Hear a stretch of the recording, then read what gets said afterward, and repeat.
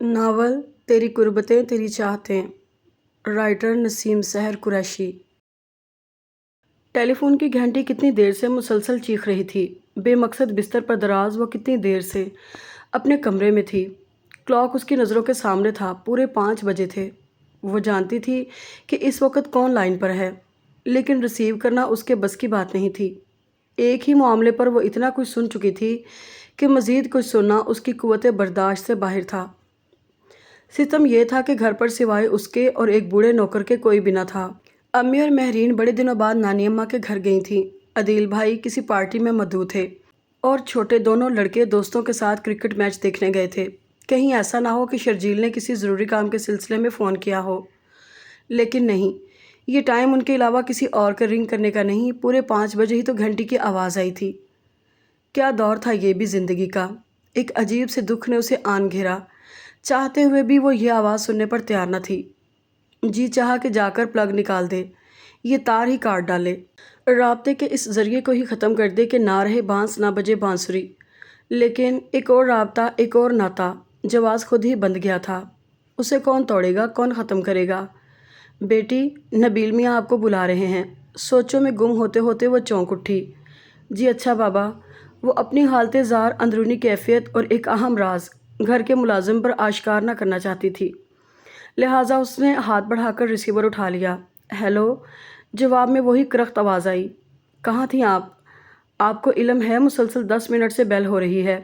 جانتی ہوں، اس نے بڑی دھیرج سے کہا۔ اگر گھر میں کوئی دوسرا فرد موجود ہوتا تو آپ کو بلانے کی ضرورت بھی نہیں تھی۔ ٹھیک ہے، مجھے بھی آپ کی تلخ گفتگو سننے کا کوئی شوق نہیں رہا۔ یہاں کون آپ کی آواز کے لیے مرا جا رہا ہے؟ بہرحال امی کے لیے ایک پیغام ہے، ان سے کہہ دیجیے گا کہ پرسوں کسی ٹائم کی فلائٹ سے وہ میرے پاس آ جائیں۔ شہرین اور مہرین میں سے ایک کا ان کے ساتھ ہونا ضروری ہے۔ یہ تو آپ سمجھتی ہیں نا لڑکی کا معاملہ ہے، کہیں ایسا نہ ہو کہ انتخاب میں کوئی غلطی ہو جائے۔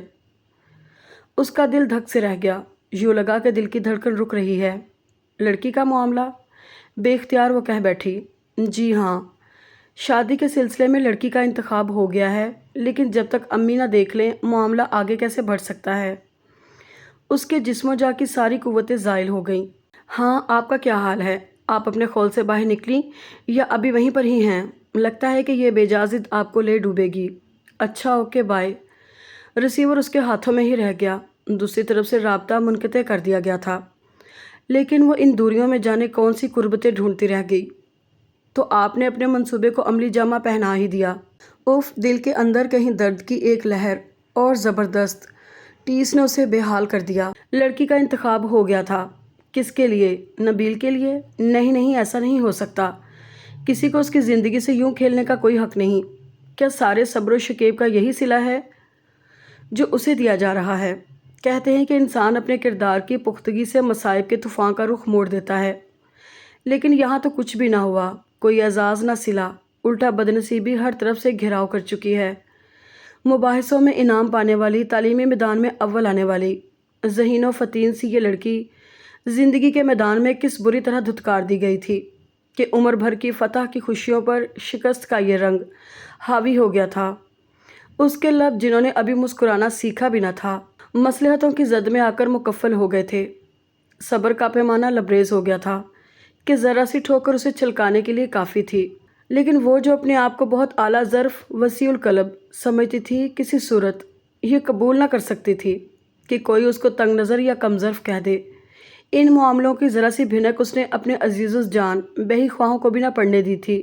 زندگی موت کے درمیانی محاذ پر وہ تنہا ڈٹی ہوئی تھی، اور فتح و شکست کے لیے اس کی نظریں اس پر جمی تھیں، جس کے حضور دن میں 5 مرتبہ سجدہ ریز ہونا ایک اہم ترین فرض تھا، اور اسے یہ فرض ادا کرنے میں بھی ایک خاص لذت محسوس ہوتی تھی۔ قربت و آگہی کا ایک احساس اس کے اندر انگڑائیاں لینے لگتا تھا۔ دینے والے کی نظر کرم جس پر ہو جائے تو پل بھر میں اس کی تو کایا ہی پلٹ جاتی ہے، اور اس کا خیال تھا، ارادے جن کے پختہ ہوں، نظر جن کی خدا پر ہو، تلاطم خیز موجوں سے وہ گھبرایا نہیں کرتے۔ اب خدشات کا ایک ریلا جو اس کی طرف بڑھا تو پناہ گاہ وہی تھی۔ قرب الہی میں وہ سجدہ ریز پھوٹ پھوٹ کر رو دی۔ شام کو امی اور مہرین کافی دیر سے آئیں۔ آتے ہی جب نبیل کا پیغام ملا تو بھڑک اٹھیں۔ دیوانہ ہو گیا ہے یہ لڑکا، کیا اسے علم نہیں کہ 1-2 دن میں رمضان شریف شروع ہونے والا ہے؟ اس مہینے میں تو چاہے کچھ بھی ہو میں 1 منٹ کے لیے گھر سے قدم نہیں نکال سکتی۔ عدیل بھی واپس آ چکے تھے۔ انہوں نے نبیل کے نمبر ملائے اور امی نبیل سے باتیں کرنے لگیں۔ وہ ان کے قریب بیٹھی امی کی غصے بھری باتیں سن رہی تھی اور ان کی باتوں نے اس کے من میں لگی آگ پر ٹھنڈے ٹھنڈے چینٹوں کا کام دیا تھا۔ تبھی امی نے ریسیور اس کی طرف بڑھایا، شاید نبیل نے ہی ان سے کہا تھا۔ ایئر پیس سے نبیل کی آواز ابھری، کہیں آپ اس خوشی میں نہ رہ جائیں کہ ماہ رمضان کے احترام میں امی کا انکار میرے حوصلوں کو توڑ ڈالے گا۔ نبیل ایک بار جو عہد کرے اسے دم آخر تک نبھاتا ہے۔ خوشیاں مجھ سے دور نہیں بھاگ سکتی۔ اس عید پر نہ صحیح، اگلی عید پر گھر میں ایک پیاری سی ہستی کا اضافہ ہو جائے گا۔ خدا حافظ کہے بغیر نبیل نے فون بند کر دیا۔ دھواں دھواں چہرے کے جذبات چھپانے کے لیے وہ اٹھ کر باہر جا رہی تھی کہ دروازے ہی میں ابا جان کا سامنا ہو گیا۔ پورے 1 ہفتے بعد وہ گھر لوٹے تھے۔ باتوں میں مصروف ہو کر کسی نے گاڑی کا ہارن سنا ہی نہ تھا۔ اسے دیکھ کر ان کے لبوں پر ایک مہربان مسکراہٹ آ گئی اور آنکھوں میں شفیق سی چمک۔ اس کے جھکے سر پر ہاتھ رکھتے ہوئے وہ مخاطب ہوئے، کیسی ہے ہماری بیٹی؟ ہماری عدم موجودگی میں اداس تو نہیں ہوئی نا؟ وہ سر جھکائے زیر لب مسکراتی رہی۔ بھئی سچ پوچھو تو ہم نے تمہیں بہت مس کیا۔ ابا حضور، آپ تو وہاں تنہا ہوتے ہیں نا، یہاں پر یہ جو اتنے اچھے پیارے سے بہن بھائی ہیں، ان کے ہوتے ہوئے اداسی کا کیا کام؟ تو وہ ہنس کر آگے بڑھ گئے۔ اب بھلا وہ انہیں کیسے بتا دیتی کہ اداسیاں تو اس کا مقدر بن گئی ہیں۔ محفلوں میں بھی خود کو تنہا محسوس کرتی ہے وہ، اور زندگی کے اوراق کے سارے رنگ تو وہ ایک شخص چرا کر لے گیا ہے۔ خوشیاں تو اس کے قبضے میں ہیں جو اس کا ہو کر بھی اس سے دور ہے۔ کمرے میں آ کر وہ بیڈ پر یوں گری گویا زندگی کی ساری بازیاں ہاتھ سے نکل جانے کے بعد تہی دامہ ہو گئی ہو۔ بڑے دنوں سے وہ ابی کو کہہ رہی تھی BA کے ایگزامز کے اہتمام میں اسے کچھ امدادی کتب چاہیے تھی۔ آج وہ کچھ فارغ تھے لہٰذا وہ ان کے سر ہو گئی۔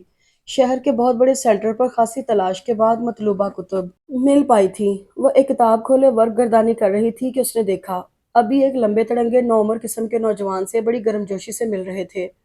اوہ شرجیل بیٹے، کب آئے تم یہاں؟ انکل شاید آپ کو علم نہ ہو، ہم مستقل رہائش کے لیے ادھر ہی ہجرت کر آئے ہیں۔ اپنے انداز و اطوار سے وہ خاصا شوخ لگ رہا تھا۔ اور یہ کس قدر ظلم ہے کہ تم لوگ اپنے شہر میں آ کر بھی ہم سے دور ہو۔ اصل میں سوائے امی اور ابا حضور کے کوئی آپ کا گھر نہیں جانتا۔ ابا حضور کا تو آپ کو علم ہے زمینوں کے چکر سے نکل ہی نہیں سکتے۔ امی شاز و نادر ہی باہر نکلتی ہیں اور ہم لوگ تو بس آپ سے انجان ہی تھے نا۔ یہ کہتے ہوئے وہ کنکھیوں سے طیبہ کو دیکھ رہا تھا، نظر ملنے پر شناسائی کی طرف مائل کرتی ہوئی۔ مسکراہٹ اس کے لبوں پر آ گئی تو طیبہ کو بھی متوجہ ہونا پڑا۔ ان سے ملو بیٹی۔ ابی کی آواز پر وہ 2 قدم چل کر ان کے قریب آ گئی۔ یہ شرجیل احمد ہیں، تمہاری پھپھی کے بیٹے۔ شرجیل نے ایک دم اپنا ہاتھ آگے بڑھایا۔ اور انہیں تو میں جانتا ہوں انکل، آپ کی اکلوتی نور نظر طیبہ آپی۔ طیبہ نے ہاتھ ملاتے ہوئے حیران ہو کر اسے دیکھا تو وہ فوراً ہی کہہ اٹھا، ابا حضور نے اتنی بار آپ کا ذکر ہمارے سامنے کیا ہے کہ آپ ہمارے لیے ذرا برابر اجنبی نہیں ہیں۔ تبھی ابھی کہنے لگے، بیٹی کیا تم اپنے انکل اورنگزیب کو نہیں جانتی؟ اوہ آئی سی، کیا یہ ان کے بیٹے ہیں؟ اس نے یہ سن کر بہت خوشی کا اظہار کیا کہ وہ انکل اورنگزیب کا بیٹا تھا، کیونکہ اورنگزیب کئی بار ان کے گھر آئے تھے اور اس کا ان سے بہت قریبی تعارف تھا، بلکہ دوران قیام گھر میں سب سے زیادہ وہ اس سے لگاوٹ کا اظہار کرتے۔ بل کی ادائیگی کے بعد ابھی باہر آئے تو شرجیل بھی ان کے ساتھ ہی تھا۔ گاڑی میں بیٹھتے ہوئے وہ طیبہ سے مخاطب ہوا، آپ نے تو جھوٹ موٹ بھی گرانے کی دعوت نہیں دی، لیکن انکل کی بات کا احترام میرا فرض ہے۔ تو وہ مسکرا پڑی۔ ان لمحات میں سے بس یہی جلدی تھی کہ گھر پہنچتے ہی وہ ان کتب کے مطالعے میں غرق ہو جائے۔ I am sorry, very sorry. اصل میں ابھی کے کہنے کے بعد کوئی گنجائش ہی باقی نہیں رہی تھی۔ اتنا کہہ کر وہ خاموش ہو گئی۔ گھر پہنچنے تک شرجیل کی زبانی سے کافی معلومات مل چکی تھی، یہی کہ وہ 5 بھائی تھے اور 2 بہنیں، جن میں شرجیل تیسرے نمبر پر تھا۔ سب سے بڑے نبیل احمد تھے، جو آج کل تعلیم کے دور سے نکل کر مرکزی حکومت کے تحت اچھے عہدے پر فائز تھے۔ ان سے چھوٹے عدیل انکم ٹیکس آفیسر تھے۔ شرجیل انجینئرنگ کالج میں دوسرے سال میں تھا۔ مہرین اور شہرین FA اور BA میں تھیں اور چھوٹے ابھی سیکنڈری کلاسز میں ہی تھے۔ عزیز بھٹی روڈ پر ان کا گھر تھا۔ شرجیل آج کل چھٹیوں کے سلسلے میں گھر آیا تھا، دونوں بھائی بھی یہیں پر ہی تھے۔ گھر پہنچتے ہی اسے کافی گھل مل گیا تھا۔ ڈرائنگ روم میں بیٹھتے وہ کتنی دیر تعلیمی مسائل پر گفتگو کرتے رہے۔ شرجیل بھابھی کے بچوں کو پیار کرتا رہا، بقول اس کے بچے اس کی کمزوری تھے اور گھر میں کوئی چھوٹا سا بچہ نام کو بھی نہ تھا۔ پتہ ہے طیبہ آپی، اس مرتبہ ملاقات پر ہم سب نبیل بھائی سے پرزور قسم کی اپیل کر رہے ہیں कि वो पेश कदमी करते हुए जल्द अज जल्द हमें चचा चची कहलाने का हक दें। तो तैयबा मुस्कुरा पड़ी। उसे खुद अपने भतीजे बहुत अजीज थे। अबी ने शर्जील को रात के खाने तक रोक लिया। तैयबा को यह ज़हीन और सीधा सादा थोड़ा सा शरीर लड़का बहुत अच्छा लगा। दूसरे दिन जुम्मा था। सुबह नमाज और कुरान पाक की तिलावत के बाद वो दोबारा बिस्तर पर जा लेटी और फरागत के चंद लम्हों को नींद की नज़र करने की कोशिश करने लगी। अभी वो आंखें बंद किए लेटी थी कि बाहर कुछ मिला जुला सा शोर सुनाई दिया, जिसमें ऊंचे ऊंचे कह कहे भी शामिल थे। शायद कुछ मेहमान आ गए थे। तैयबा फिर भी बिस्तर से न उठी और कुछ देर बाद उसे नींद ही आ गई। दोबारा जागी तो भाभी उसके सरहाने खड़ी थी। तैयब, अरे भी आज तुमने उम्र भर का हिसाब चुकाने का तहैया किया है क्या? मेहमान लोग तुम्हारे मुंतजिर हैं ड्राइंग रूम में। मेरे मुंतजिर? खुमारआलूद निगाहों से भाभी की तरफ देखते हुए उसने बोझल आवाज में कहा। जी हाँ, और कई बार आपको पूछ चुके हैं। कौन लोग हैं भाभी? तैयबा ने उन्हें बाजू से थाम लिया। जब तुम आओगी तो पता चलेगा। बाथरूम में उसे काफी वक्त लगा। नहाने के बाद गीले बालों से टपकती पानी की बूंदों समेत वो ड्रेसिंग टेबल के सामने आ बैठी। बाल सुलझाकर उनमें दो तीन बल देकर उसने दुपट्टा संभाला और बाहर चली आई। उसका ख्याल था कि वो ड्राइंग रूम में जाने से कबल अम्मी के कमरे में जाए। राहदारी से गुजरते हुए अब्बी के कमरे के दरवाजे में खड़े एक अजनबी शख्स की निगाहें उसके सरापे से टकराईं तो कदम ख्वामखा ही लड़खड़ाए। एक लम्हे को उसने देखा और बस देखती ही रह गई। उन आंखों में एक बेनाम सी खूबसूरत चमक और लबों पर दिलावेज मुस्कुराहट थी। तैयबा जो लम्हा भर को वहीं रुक गई थी, उलझते उलझते कदम उठाती तेजी से अगले दरवाजे से अंदर अम्मी के पास चली गई। उसका घबराया घबराया सा चेहरा अम्मी के लिए बाइसे तशवीश था। क्या हुआ बेटी? अम्मी, उधर अभी के कमरे में कौन लोग हैं? तब अम्मी मुतमईन अंदाज में मुस्कुराईं। तुम तो सो रही थी, औरंगजेब भाई और उनके बेटे आए हुए हैं। औरंगजेब भाई कब से तुम्हें पूछ रहे हैं, जाओ जाकर उनसे मिल लो। ओह, तो ये शर्जील के भाई हैं, लेकिन जाने नबील या अदील। उसने इत्मीनान का सांस लिया। लेकिन अम्मी, वहाँ जो हैं शर्जील के भाई वगैरह, तो क्या हुआ बेटी? वो कोई गैर तो नहीं है, अपने अजीज है ना? वो अभी के कमरे में नहीं गई। अलबत्ता डाइनिंग टेबल पर सब लोग ही मौजूद थे। रस्मी तौर पर औरंगजेब को आदाब कहने के बाद उन दोनों को भी तस्लीम करना पड़ा। थोड़ी देर पहले अचानक नजरें मिल जाने पर धड़कनों में जो जरा सा इर्ताश पैदा हुआ था, अब उसने एक बाकायदा सूरत इख्तियार कर ली थी। वो मुखालिफ समत में एन सामने वाली कुर्सी पर बैठी थी। अंकल, आपकी इन बेटी साहिबा को क्या उसी कमरे में देखा जा सकता है? ये जाने कौन थे, नबील या अदील, क्योंकि वो नामों से तो वाकिफ नहीं थी, ना चेहरों से। भाभी फौरन बोली, आपके ख्याल के बरक्स खाने पीने के अलावा भी बहुत कुछ करती हैं अदील भाई। तो सबने ही जोरदार कह कहा लगाया। नबील हंसते हुए भी उसकी तरफ मुतवज्जो थे। तैयबा ने देखते ही नजरें झुका लीं। अदील और शर्जील दोनों ही चहक रहे थे, लेकिन नबील खामोश बैठे बराए नाम ही खाना खा रहे थे। उनकी नजरें बेख्तियार उसके सरापे से उलझकर पलट जाती। खाना बड़े पुरलुत्फ माहौल में खाया गया। सब लोग नमाज के लिए चले गए तो वो भाभी के पास आ गई। भाभी, अब खुदा के लिए इन मेहमानों को वीसीआर पर फिल्म दिखाने ना बैठ जाइएगा। आपको पता है ना आज सेमी के घर जाना किस कदर जरूरी है। तो इसमें परेशानी किस बात की है? उनको संभालने के लिए तुम्हारे भैया और अभी ही काफी हैं। भाभी की रजामंदी पाते ही वो अपने कमरे में चल दी। शाम की तकरीब के लिए उसे एक सादा मगर खूबसूरत लिबास का इंतखाब करना था और फिर तैयार होना था। इन सारे मरहलों से गुजरते गुजरते शाम भी हो गई और जब वो बाहर निकली तो भैया की गाड़ी दूर दूर तक कहीं नजर नहीं आ रही थी। अलबत्ता सिल्वर ग्रे करोला पोर्च में खड़ी थी और करीब ही औरंगजेब अंकल अपने तीनों जिगर गोशों समेत। तैयबा भैया के यूं चले जाने पर खासी बरहम थी। अभी आपने देखा, भैया को ऐसे वक्त में तमाम भूले बिसरे काम याद आ जाते हैं।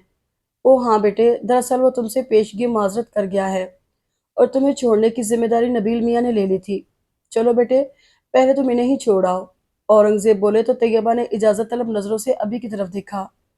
हाँ हाँ बेटी, चली जाओ ना, तुम दोनों ही जा रही हो ना?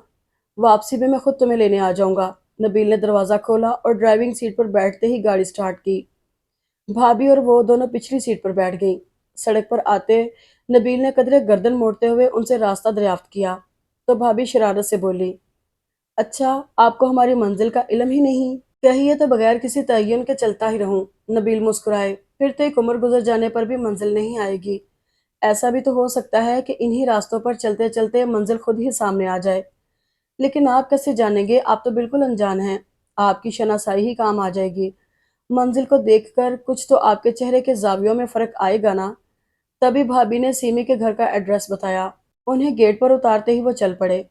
उन दिनों जब वो एग्जाम में बुरी तरह खोकर अपना आप ही भुला बैठी थी, तब माह सियाम की आमद थी। मुकद्दस महीने के इंतजार में कितने दिल खुशगवार अंदाज में धड़क रहे थे। उसका अंदाजा शबान की 29 तारीख को घरों की छतों पर चांद देखने वालों के शौक को देखकर हुआ। छत पर खड़े वो लोग भी बारी बारी दूरबीन आंखों से लगाकर चांद तलाश कर रहे थे। तभी बाहर नीचे किसी गाड़ी के रुकने की आवाज आई, तो तैयबा ने नीचे झांक कर देखा। बादामी रंग के शलवार सूट में मलबूस नबील की नजर एकदम उस पर पड़ी, और एक खूबसूरत मुस्कुराहट उनके लबों पर रेंग गई। तैयबा घबरा के पलट आई। इस सरासीमगी में भैया ने दूरबीन हटाकर उसकी तरफ इस्तेफामिया नजरों से देखा। उसके सुर्ख होते चेहरे पर घबराहट का राज था। भैया, वो नबील अहमद आए हैं। तो भैया झट मुंडेर के करीब आए। हेलो नबील, ऊपर आकर चांद ढूंढने में कुछ मदद करो ना यार। भैया का अंदाजे तखातुब बता रहा था कि वो नबील से कई बार मिल चुके हैं। तैयबा ने सोचा कि वो नबील के आने से कबल ही नीचे चली जाए। आसमानी रंग के दुपट्टे के हाले में उसका सुनहरी सुनहरी रंग कुछ और भी दमक रहा था, और अब तो उसमें हिजाब की सुर्खी भी उतर आई थी। तेजी से सीढ़ियां फलांगती वो आखिरी सीढ़ी पर कदम रखते ही ठठक कर रुक गई। सामने नबील खड़े थे। एक कदम सीढ़ी पर रुके, एक हाथ में गॉगल्स और कीरिंग थामे। कितनी देर वो दोनों एक दूसरे को देखते रहे, बेख्तियार बगैर सोचे समझे। सुकूत को नबील ने तोड़ा। चांद तो मैंने भी देखा है, लेकिन मैं इस कदर बदहवास नहीं हो रहा। लेकिन मैं तो ठीक हूँ। जी हाँ, ये तो आपके अंदाज भी बता रहे हैं कि आप बखैरियत हैं। लेकिन बाखुदा जब से आपको देखा है, बंदा तो बिल्कुल खैरियत से नहीं। रात ही आया था घर, और देख लीजिए कि दिले नादां को लाख बहलाया, लेकिन ये हमें इधर ही ले आया। तैयबा, मैं आपको प्रपोज करना चाहता हूँ। सिर्फ इतना डर था कि कहीं आप अपने हकूक। बात नबील के लबों तक आते आते रह गई। जाने कैसे जुर्रत करके उसने कह दिया, नबील साहब, मेरी क्या मजाल के अपने हकूक किसी के नाम कर दूं। इस मामले में मेरे वालिदैन ही बेहतर फैसला कर सकते हैं। वो उन्हें वहीं छोड़कर अपने कमरे की तरफ भागी। चांद नजर आ गया था। मुबारक सलामत का शोर मचाते सभी नीचे उतर आए, और ड्राइंग रूम में शोरगुल मच गया। सहरी के लिए कुछ तैयारियां तो पहले भी थीं, अब उनमें शिद्दत सी आ गई। नबील से बात करने के बाद उसमें इतनी हिम्मत ही नहीं थी कि वो ड्राइंग रूम में जाती। अपने कमरे में दुबकी उनकी आवाज़ सुनती रही। भला कभी यूं भी हुआ था कि एक दूसरे को जाने और समझे बगैर ही इंतखाब कर लिया जाए। नबील ने उसे खासी उलझन में डाल दिया था। माह रमज़ान में इफ्तार पार्टी पर अबी ने औरंगज़ेब अंकल की पूरी फैमिली को बुलाया। नबील और अदील के अलावा सब लोग ही इफ्तार पार्टी में शरीक थे। शहरीन और महरीन से मिलकर तैयबा को बहुत खुशी हुई। शहरीन तो बहुत हद तक उसकी हम मिजाज थी। दोनों की पहली मुलाकात ही दोस्ती की बुनियाद बन गई। उसके गले में बाहें डालते हुए शहरीन ने कान में खूबसूरत सी सरगोशी की, तो उसका चेहरा कानों की लौं तक सुर्ख हो गया। तसव्वुर में दो भूरी आंखें वालेहाना अंदाज में उसे देखती उतर आईं। कितनी देर वो नबील के बारे में बातें करती रही।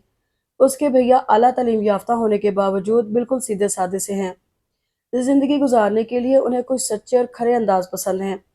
वो ज़ाहरी शख्सियत की बजाय अंदरूनी खसूसियत को अहमियत देते हैं। सूरत से ज़्यादा किरदार और सीरत उन्हें मुतासिर करती है। उनका ख्याल है तसन्नो और बनावट में लिपटे लोग खुद अपने आप को धोखा देते हैं। गुरूर नाम की कोई चीज़ उनके करीब से नहीं गुजरी। आला स्टेटस पर उन्हें कोई नाज नहीं।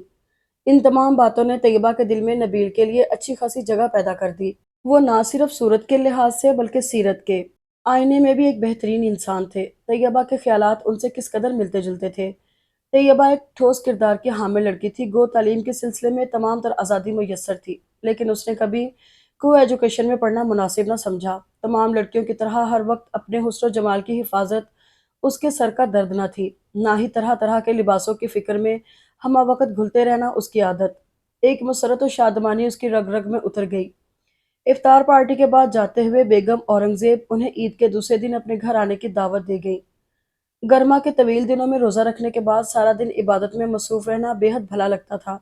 इन दिनों में ही तो हर जगह इस्लामी मुआशरे की सही तस्वीर नजर आती है। घरों में ईमान की रोशनी, सजदों में खुशो खुजू से बारगाह रब में झुकने वाले आजिज बंदे। ईद से हफ्ता कबल सुबह सुबह ही वो लोग भैया के साथ बाजार गए ताकि ईद के लिए खरीदारी कर सकें। शाहजेब क्लॉथ हाउस में दाखिल होते ही तैयबा की नज़र शहरीन और महरीन पर पड़ी, जो कुछ परेशान सी नीचे सड़क पर खड़ी थी। हेलो शहरीन। तैयबा बेख्तियार उनकी तरफ बढ़ी, दोनों से हाथ मिलाया। किस चक्कर में यहाँ हैं आप लोग? इधर अंदर ही कुछ कपड़ा वगैरह देखना था, लेकिन वो हमारे भैया पार्किंग करके ही नहीं आ रहे। तैयबा का दिल धड़क धड़क उठा। जाने कौन से भैया इनके साथ हैं, लेकिन वो पूछ ना सकी। तो अंदर आ जाए ना, आप लोग यहाँ तनहा रुकना कुछ अच्छा नहीं लग रहा। नहीं, वो फिर नबील भाई परेशान ना हो जाएं। ये नाम सुनकर एक बेनाम सी मुसर्रत उसके चेहरे से छलकी। ओह, तो वो हैं आपके साथ? जी हाँ। एकदम बोर और लेजी है नबील भाई। महरीन ने लब कुशाई की और तभी तेजी से उनकी तरफ आते नबील तैयबा को देखकर ठठक कर रुक गए। हेलो, आप भी यकीनन शॉपिंग के लिए आई होंगी। जी हाँ, भैया और भाभी भी साथ हैं। हया आलूद निगाहें झुकाते हुए उसने जवाबन कहा और चारों अंदर चले आए। शहरीन और महरीन आगे थी, मारे शर्म के उसके कदम ही नहीं उठ रहे थे। काश ये साथ अब्दी हो जाए। नबील ने ज़ेरे लब मुस्कुराते हुए आहिस्तगी से दुआ की तो एकदम तैयबा ने उनकी तरफ इस तबसराना नज़रों से देखा जैसे पूछ रही हो, क्या सच? और नबील की बोलती आंखों से जज्बे उमड़े चले आए। एक बार यकीन करके देखो। ये उनका जवाब था। कम अज कम तैयबा इन नज़रों से यही कुछ पढ़ सकी थी। इस मामले में अनाड़ी भैया एक तरफ बैठे ये सब देख रहे थे। तैयबा अपने लिए कोई रंग मुंतखब न कर सकी। सब सूट एक से बढ़कर एक थे। इससे कुछ दूर खड़े नबील करीब आए। तैयबा के हाथ में नेवी ब्लू लेडी क्रेप का जापानी सूट था। नबील ने बेख्तियार उस पर हाथ रख दिया। क्या खूबसूरत कलर है। आप ये ले रही हैं? तैयबा ने गर्दन घुमाते हुए उनकी तरफ देखा। एक इल्तिजा, एक हुक्म, एक आरज़ू उनकी नज़रों में मचलती नजर आई। तैयबा ने मुस्कुराते हुए सेल्समैन को सूट पैक करने को कह दिया और इस बात का उन दोनों के सिवा किसी को भी इल्म ना हुआ।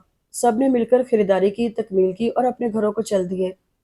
चांद रात तैयबा की आंखों में कुछ सुहाने सपने खुद ब खुद ही आ बसे। चांद नजर आते ही भैया औरंगजेब अंकल को मुबारकबाद कहने चले गए। खुदाया कि ऐसा नहीं हो सकता कि आज सबसे पहले उन्हें मुबारकबाद कहूँ। एक अजीब सी इज़्तिराबी कैफियत में वो कई बार बरामदे के चक्कर लगा आई। कार के मुसलसल बजते हॉर्न पर वो चौंक कर ड्राइंग रूम से बाहर निकली। सिल्वर ग्रे क्रोला से अदील, शर्जील और दोनों छोटे भाई बरामद हुए और अंदर चले गए, सीधे अबी के कमरे की तरफ। कोई बड़े वकार से गाड़ी से बाहर निकलकर उसे लॉक करते हुए अंदर आया। तैयबा का दिल चाहा कि वो भागकर बाहर चली जाए। कहीं ऐसा ना हो कि नबील उसे देखे बगैर आगे बढ़ जाए। लेकिन वो वहां से हिल ही ना सकी थी कि नबील उसके करीब आ गए। सफ़ेद शलवार सूट में इंतहाई ग्रेसफुल नजर आ रहे थे। वो उसके करीब आकर रुक गए। तैयब, बेसाख्ता उनके लबों पर उसका नाम आ गया। बड़े प्यारे अंदाज में ऐसे तो उसे अभी पुकारा करते हैं, लेकिन नबील के मुंह से अदा होकर ये लफ्ज़ बहुत ज़्यादा हसीन लग रहा था। वो उसे देखते ही रह गए।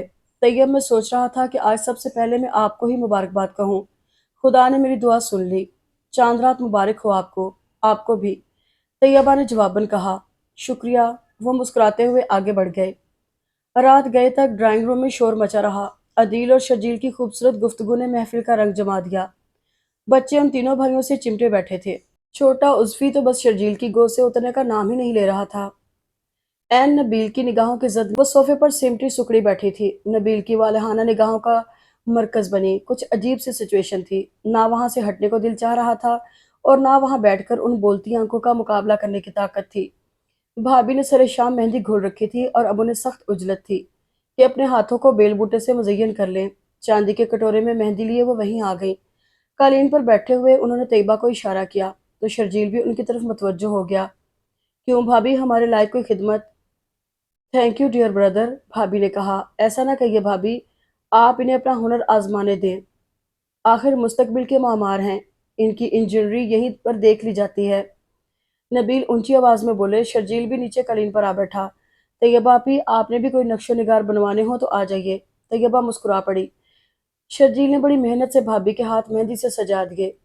अरे शर्जील भैया, आपको तो बजाय इंजीनियर के आर्टिस्ट होना चाहिए था। भैया ने भी बनज़रे गौर भाभी के हाथों को देखा। तैयबा, तुम भी बनवा लो इनसे कोई डिज़ाइन। उसने इनकार करने की कोशिश की तो भाभी ने हाथ पकड़कर आगे कर दिया। सफ़ेद नरमा गुदाज हाथ की गुलाबी हथेली पर नबील की नज़रें बेख्तियार टिकी रहीं। उनका दिल चाहा काश वो भी इस फन से आगाह होते कि इसी बहाने कुर्बत का मौका मिल जाता, और अपने ख्याल पर खुद ही मुस्कुरा दिए। ईद के दम से आई बहारें दूसरे दिन भी तमाम तर रानाइयों समेत कायम रहीं। सुबह से ही वो लोग जाने की तैयारियों में मशगूल थे। सभी तैयार थे और बाहर जाने का कसद कर रहे थे कि टेलीफोन की बेल बजी। वो करीब ही खड़ी थी। रिसीवर उठा लिया। हेलो। हेलो तैयब, आप लोगों की आमद में क्या देर है? यहाँ किसी पर इंतजार के लम्हे बारे गरां बने हुए हैं। प्लीज जल्दी आए ना। इतना कहते ही नबील ने फोन बंद कर दिया। तैयबा को अपने वजूद से खुद ही हिजाब आने लगा। जिंदगी में किसी मर्द की निगाह इल्तफात का एहसास होने का पहला मौका था। पहला तजुर्बा, लेकिन बहुत ही हसीन और रंगीन। सब लोग बाहर चल दिए। तैयबा पिछली सीट पर भाभी के करीब जा बैठी। ड्राइंग रूम में मौजूद नबील को किसी लम्हा करार नहीं आ रहा था। کبھی صوفے پر بیٹھتے، کبھی دریچے میں جا کھڑے ہوتے اور کبھی ٹہلنے لگتے۔ دل عجیب عجیب مرحلوں سے گزر رہا تھا۔ کئی بار خواہ مخواہی انہوں نے چیزوں کی دوبارہ سیٹنگ کی تو عدیل، جو ڈرائنگ روم میں ہی تھے، بے اختیار ہنس پڑے۔ نبیل بھائی، خیریت تو ہے نا؟ ہاں یار، خیریت ہی ہے، بس یہ سامنے والی ٹیبل کچھ ٹیڑھی نظر آ رہی ہے۔ وال کلاک نے 9:30 بج جانے کی اطلاع دی تو وہ پھر مضطرب ہو گئے۔ عدیل یار، چلو انکل وغیرہ کو لے آئیں۔ کمال کرتے ہیں نبیل بھائی، آخر ان لوگوں نے آنا ہی ہے، آ جائیں گے، ایسی بھی کیا جلدی ہے۔ تھک کر وہ بے اختیار ان کے نمبر ڈائل کر بیٹھے اور اتفاقاً وہ دشمن جاں ہی مل گئی۔ تب دل کو کچھ قرار آیا۔ بعض حادثے چپ چاپ ہی گزر جاتے ہیں، یہ محبت کا بوجھ بھی تو اچانک دل پر آ گرا تھا۔ نظروں میں آپ ہی آپ ایک تصویر بس گئی تھی، اس کی صورت، سیرت اور ذہانت، سب کچھ ان کے لیے بے حد متاثر کن تھا۔ دل کے راز کو بھی خود پر بھی عیاں نہ کیا تھا کہ امی نے نبیل کو اپنے پاس بلا کر رائے پوچھی۔ نبیل، طیبہ کیسی لڑکی ہے؟ نبیل کی دھڑکنیں خوشگوار ہو گئیں۔ اچھی لڑکی ہے امی، لیکن آپ نے کیوں پوچھا؟ تمہارے ابا حضور کی خواہش ہے کہ اس جیسی لڑکی کو اس گھر میں نبیل کی دلہن بن کر آنا چاہیے۔ وہ مسکرائیں۔ جذبات کی رنگینی اور خوشی کے عکس تو امی نے چہرے پر دیکھ ہی لیے تھے، لیکن وہ زبانی اقرار بھی چاہتی تھی۔ آپ کا کیا خیال ہے امی؟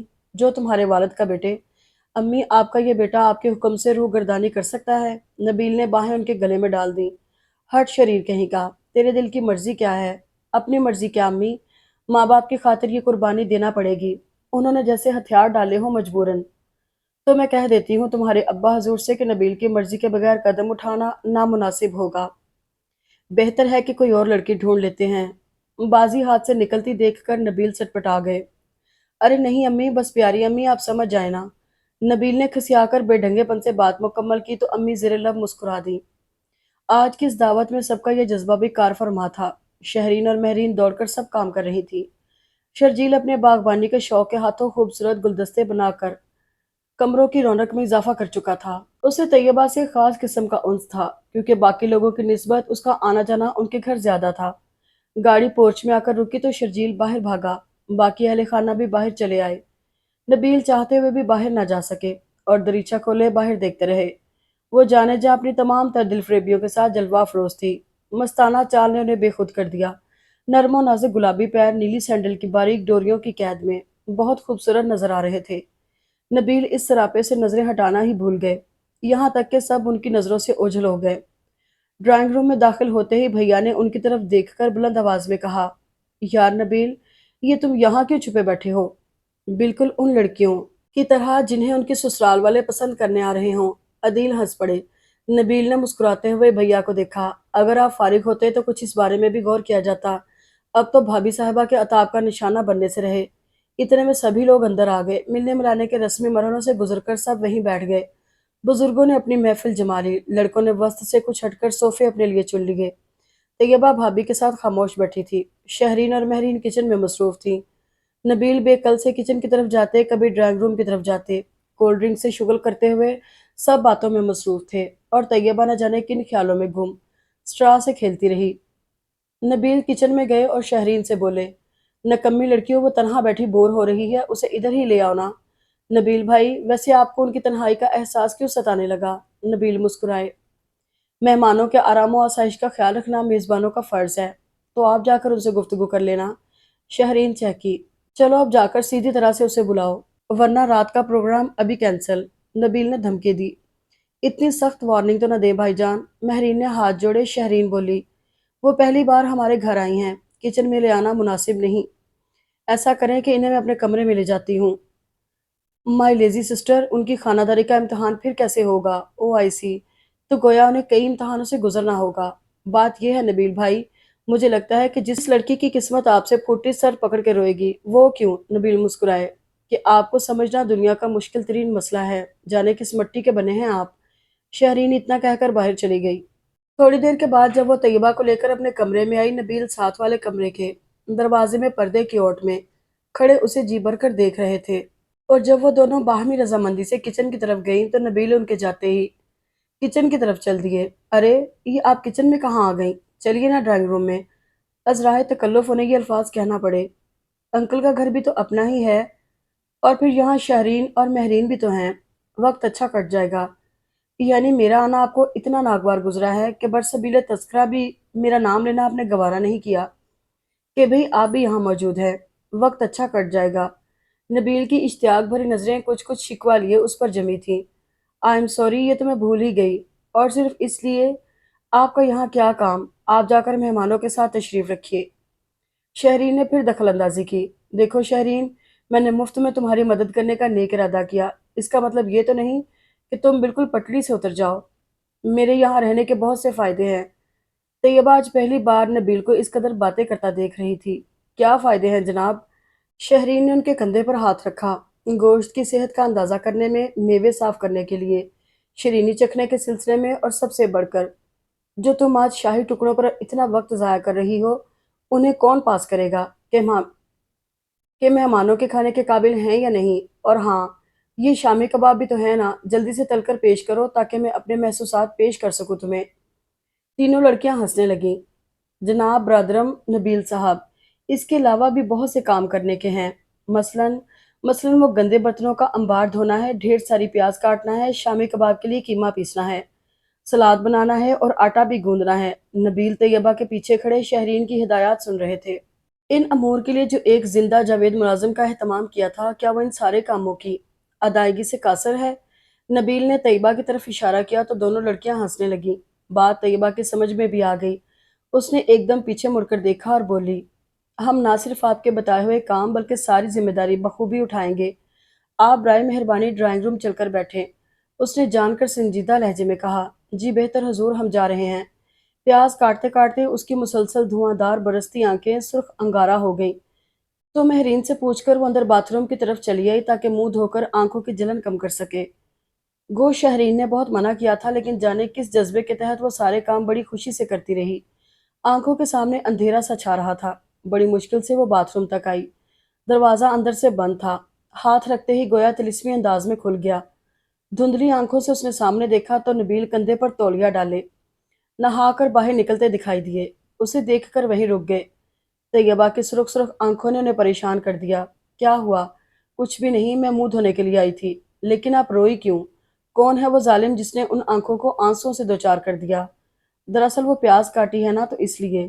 طیبہ بیگم، نبیل اسی طرح راستہ روکے کھڑے رہے۔ سنا ہے اکثر بیویاں اپنے شوہروں کے نرم گداز دل میں مزید نرمی پیدا کرنے کے لیے مناسب موقعوں پر اسی نسخے سے استفادہ کرتی ہیں، یعنی پیاز کاٹ کر آنسو بہانا۔ انہوں نے ہاتھوں سے اشارہ کیا۔ سچ سچ بتائیے، کہیں آپ ہمارا دل جیتنے کے لیے تو یہ سب کچھ نہیں کرتی رہیں؟ تو نبیل کے معصومانہ انداز میں کہیں بات پر طیبہ ہنس پڑی۔ سنیے، آپ خواہ مخواہ ان آنکھوں کو عذاب سے دوچار نہ کیا کریں۔ نبیل نے تو پہلی نظر میں ہی اپنا آپ کے نام کر دیا تھا۔ شرارت کے باوجود ان کے لہجے میں سنجیدگی گھل گئی۔ انہوں نے طیبہ کا ہاتھ تھاما اور اسے بیسن کے قریب لے آئے۔ آئینے میں دونوں ساتھ ساتھ کھڑے نظر آئے تو طیبہ نے شرما کر سر جھکا لیا۔ آپ چلے جائیں، وہ گڑی گڑی آواز میں اتنا کہہ سکی۔ جو حکم بندہ پرور، نبیل نے سعادت مندی سے کہا اور باہر چلے گئے۔ دوپہر کو پرتکلف کھانے کے بعد سب لوگوں نے کچھ دیر آرام کیا، لیکن طیبہ اور شہرین پوری دوپہر باتوں میں ہی مشغول رہیں۔ سپہر کو چائے پینے کے بعد بھیا نے واپسی کا ارادہ کیا اور ابی اور امی بھی تیار ہو گئے۔ اورنگزیب انکل نے ابی کی طرف دیکھا۔ نصیر بھائی، یہ کیا چکر ہے بھائی، اتنی جلدی واپس؟ ابھی تو بچیوں کا کچھ سیر وغیرہ کا پروگرام ہے۔ امی نے کہا، بھائی صاحب، یہ ملنا ملانا تو اب رہے گا ہی، پھر کسی روز چلی جائیں گی لڑکیاں۔ قریب کھڑے نبیل کے ساتھ شہرین اور مہرین کا موڈ بھی آف ہونے لگا۔ بابی نے بھیا کی طرف دیکھا۔ اورنگزیب بولے، بھابی، عید کے دن کی بات ہی کچھ اور ہوتی ہے۔ بچوں کے یہی تو ہنسنے کھیلنے کے دن ہیں۔ اتفاق سے نبیل بھی یہی ہیں، عدیل اور شرجیل بھی۔ اچھا ہے کہیں تفریح کر آئیں۔ ہم لوگ ادھر گھر میں ہی گپ شپ لگاتے ہیں، رات کو کھانے کے بعد چلے جائیے گا۔ سب کے پرخلوص اصرار پر ابھی کو رکنا ہی پڑا۔ دو گاڑیوں میں بھر کر وہ لوگ گھر سے باہر نکل آئے۔ تفریحی پارک میں آ کر بچوں نے اپنے آپ کو بالکل آزاد سمجھ لیا۔ بھاگتے دوڑتے رنگ برنگے کپڑوں والے بچے تتلیوں کے مانند نظر آ رہے تھے۔ شہرین اور طیبہ ان سب لوگوں سے کافی دور ایک عمارت کی اوٹ میں پھولوں کے خوبصورت کنج میں آ بیٹھیں۔ نبیل طیبہ کو نہ پا کر خاصے پریشان تھے اور ان کا جی بھری محفل میں بھی نہیں لگ رہا تھا۔ سب کی نظر بچا کر وہ عمارت کا چکر کاٹتے ہوئے ڈھونڈتے ڈھانٹتے ان کے قریب پہنچ گئے اور جاتے ہی انہوں نے شہرین کو کان سے پکڑ کر اٹھا دیا۔ کان مروڑتے ہوئے وہ بولے، شریر لڑکی، کیا اس لیے تجھے رشوت دی تھی؟ اف اللہ نبیل بھائی، کان تو چھوڑیے نا، کیا جڑ سے اکھیڑنے کا ارادہ ہے؟ اچھا ہے آئے دن نت نئے ٹاپس اور کانٹے وغیرہ سے تو جان چھوٹ جائے گی، تو آپ بھی ان کے ساتھ تھیں۔ نبیل نے طیبہ کی طرف دیکھا اور انجان بن کر بولے، سوری شہرین، میں تمہاری اس نقد توہین پر معذرت خواہ ہوں۔ تو طیبہ کے ساتھ ساتھ شہرین بھی اسی مکاری پر ہنس پڑی۔ شام کے سائے ڈھلنے ہی والے تھے۔ دریا کنارے ٹھنڈی نرم ریت پر ننگے پاؤں چلنا بہت اچھا لگ رہا تھا۔ دریا کے پانیوں میں شفق نے آگ لگا رکھی تھی۔ سب لوگ دریا کے دوسرے کنارے پر تھے۔ نبیل اور طیبہ پل پر چہل قدمی کرتے اس کنارے پر آن پہنچے تھے۔ شام کا سہانا موسم، دریا کا کنارہ، شفق کی سرخیاں اور ان میں اپنائیت کا بھرپور احساس رکھنے والے دو وجود۔ طیبہ ایک پتھر پر جا بیٹھی۔ لہریں مچل مچل کر کناروں سے ٹکراتی ہوئی لوٹ رہی تھیں۔ کبھی کبھی ایسا بھی ہوتا کہ چھوٹی مچھلیاں پانی کے ریلے کے ساتھ آتی اور کنارے پر ہی رہ جاتی، قبل اس کے کہ وہ تڑپ کر جان دے دیں۔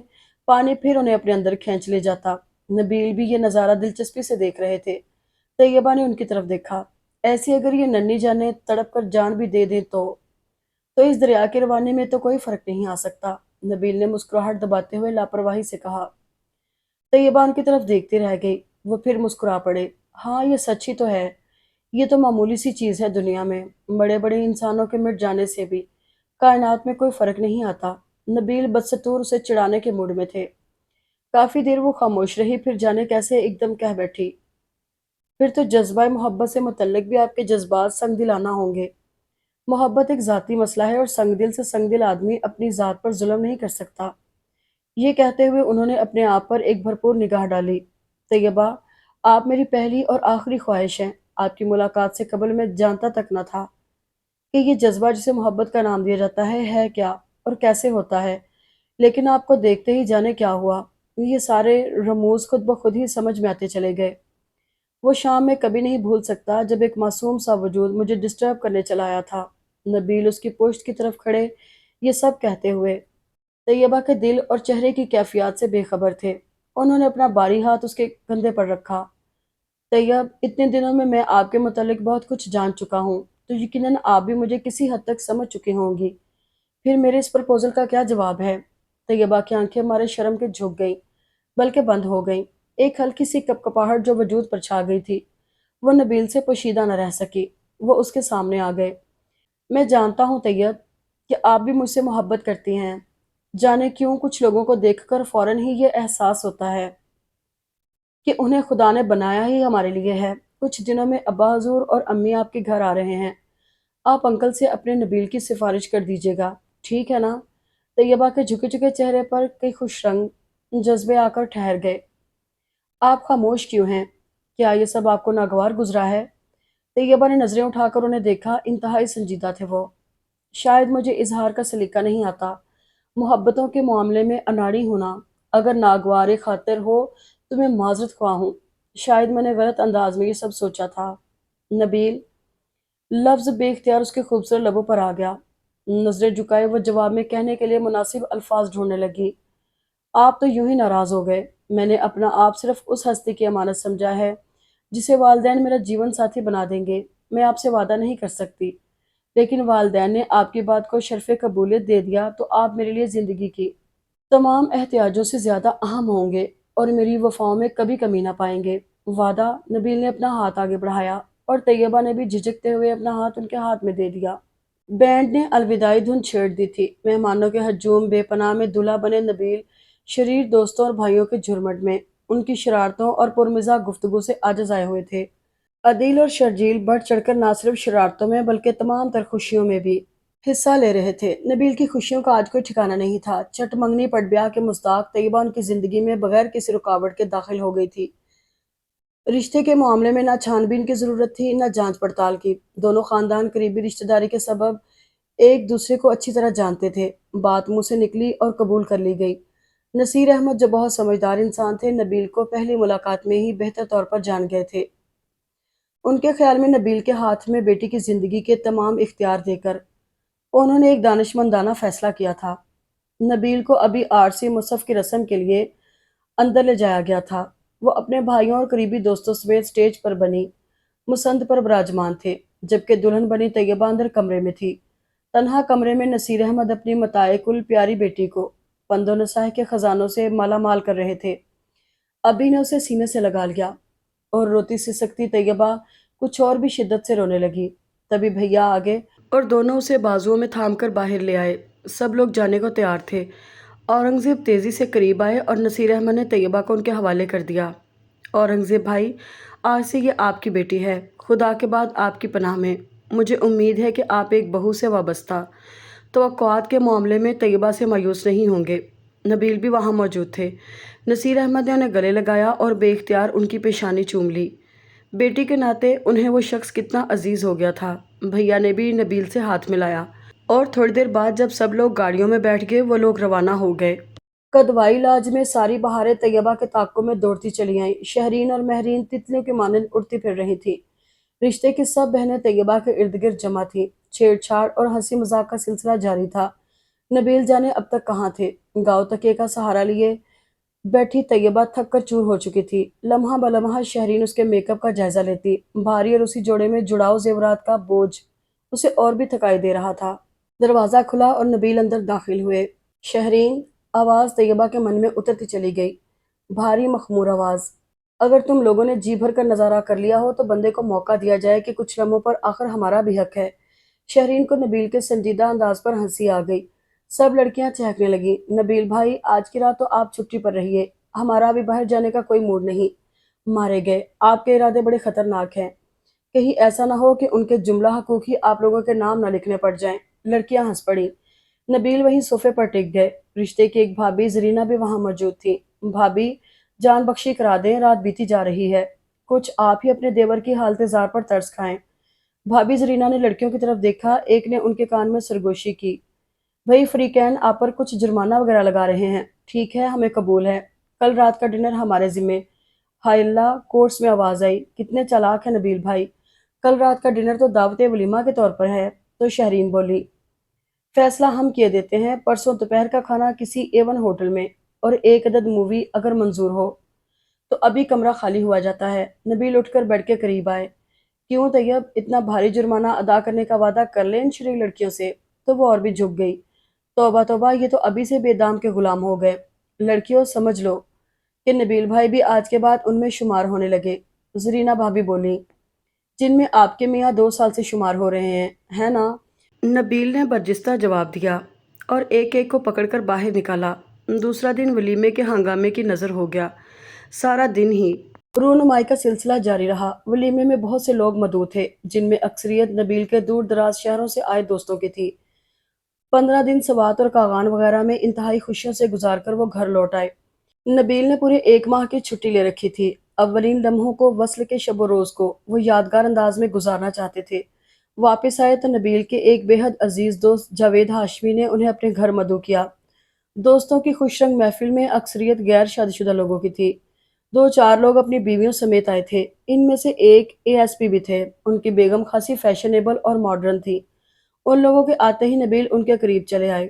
طیبہ میرون کلر کے شلوار سوٹ میں ملبوس ان مہمانوں کے درمیان دمک رہی تھی۔ اس کے چہرے پر کوئی مصنوعی رنگ نہ تھا، قدرتی چمک تھی، آنکھیں بن کاجل کے ہی نشیلی تھیں۔ نبیل کے بے حد اصرار پر اس نے ہونٹوں پر میرون لپسٹک لگا لی تھی۔ مسز سمیع اللہ نے اسے ہاتھوں ہاتھ لیا۔ نبیل اس کا ہاتھ تھام کر اسے اپنے دوست اور ان کی بیگم کے قریب لے آئے۔ ASP سمیع نے اسے ستائشی نظروں سے دیکھا۔ نبیل یار، انتخاب تو لاجواب ہے تمہارا، شکریہ اس عزت افزائی کا، نبیل نے قدرے جھکتے ہوئے کہا۔ لیکن ایک بات ہے، وہ پھر بولے۔ طیبہ جو ان کی پہلی بات پر ہی غصے میں تھی، اس نے فوراً نبیل کی طرف دیکھا، جو بڑے غور سے سمیع کی بات سننے میں مشغول تھے۔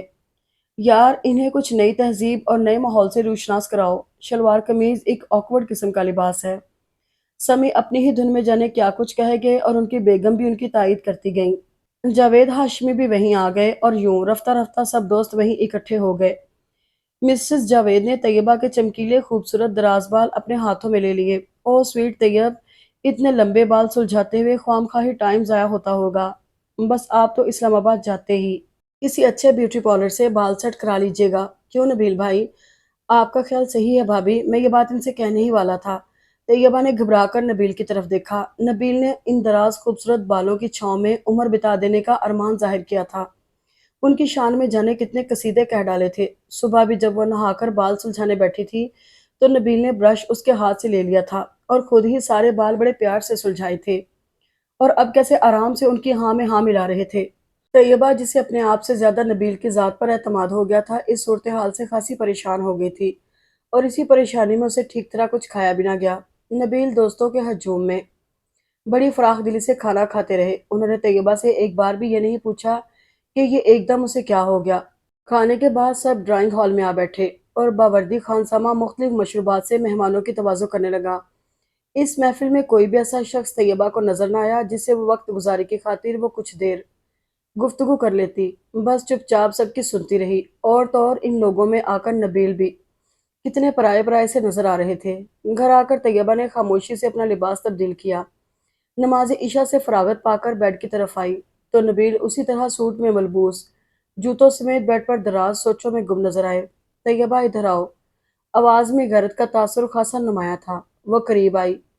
آج تم نے میرے دوستوں کے ریمارکس سنے تھے؟ جی ہاں، لیکن ہمیں ان سے کیا غرض؟ طیبہ نے فوراً جواب دیا۔ غرض کیوں نہیں؟ وہ میرے دوست ہیں جن کی خوشنودی حاصل کرنا میرے لیے ضروری ہے۔ آج تم نے کوئی اچھے سلوک کا مظاہرہ نہیں کیا۔ وہ لوگ تمہیں مغرور اور بدمزاج کے نام سے یاد کر رہے تھے۔ کیا بدمزاجی کی ہے میں نے ان سے؟ اس نے سخت لہجے میں کہا۔ سنو طیب، کیا تمہیں اپنے آپ پر بہت زیادہ ناز ہے جس نے تمہیں ان لوگوں سے بات ہی نہ کرنے دی؟ کیوں؟ آخر میں نے ایسا کیا جرم کیا ہے؟ جاوید نے صرف میری بیوی ہونے کے ناطے تمہیں بار بار ڈشز پیش کرنے کی کوشش کی، لیکن تمہیں یاد ہے تم نے اسے کیا جواب دیا؟ آخر کیا کہا میں نے انہیں؟ خود ہی سوچو۔ وہ انتہائی با اخلاق اور تہذیب یافتہ شخص ہے، اور تم نے اس سے کہا کہ میں ہر چیز خود ہی لے سکتی ہوں۔ تمہیں کیا معلوم کہ تمہارے ان الفاظ نے مجھے کتنا شرمندہ کر دیا۔ اس وقت میں خود بھی تمہارے چہرے سے ہویدہ اکڑ پن کو دیکھ رہا تھا۔ کمال ہے، اتنی ذرا سی بات آپ کو اس قدر بری لگی۔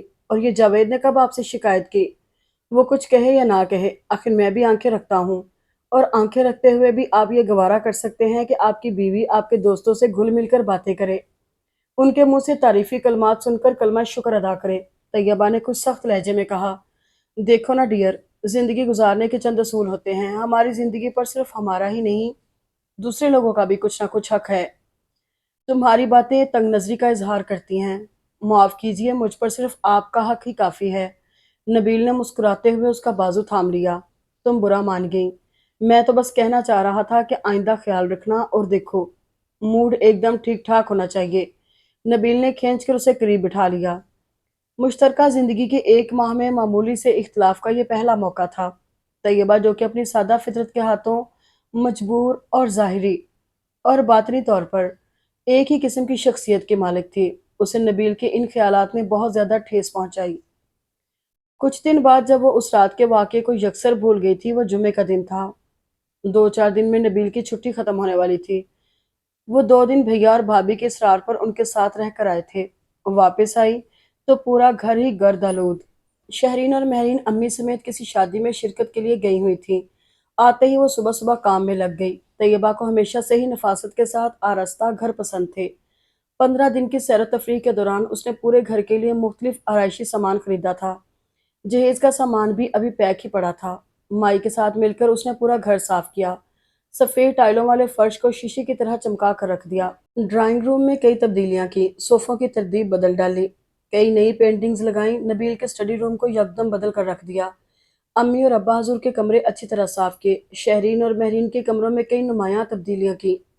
نبیل سارا دن پڑے سوتے رہے، عدیل بھائی اس کے ساتھ لگے کام کرواتے رہے اور مناسب مشورے بھی دیتے رہے۔ 4 بجے تک وہ تھک کر چور ہو چکی تھی، لیکن اس کے لبوں پر اپنا گھر سجانے کے بعد ایک آسودہ مسکراہٹ تھی۔ عدیل بھائی بار بار اس کے سلیقے کی داد دے رہے تھے، اس کے انتخابات کو خوش دلی سے سراہ رہے تھے۔ طیبہ کو اس خیال سے بے حد مسرت ہوئی کہ امی اور ابا حضور واپس آ کر جب گھر کا بدلا ہوا نقشہ دیکھیں گے تو کتنے خوش ہوں گے۔ آخر وہ اس کا گھر تھا جسے بنانا سنوارنا اس کے فرائض میں شامل تھا۔ پورا دن وہ اپنے کمرے میں گئے ہی نہیں، نہ نبیل کمرے سے باہر آئے۔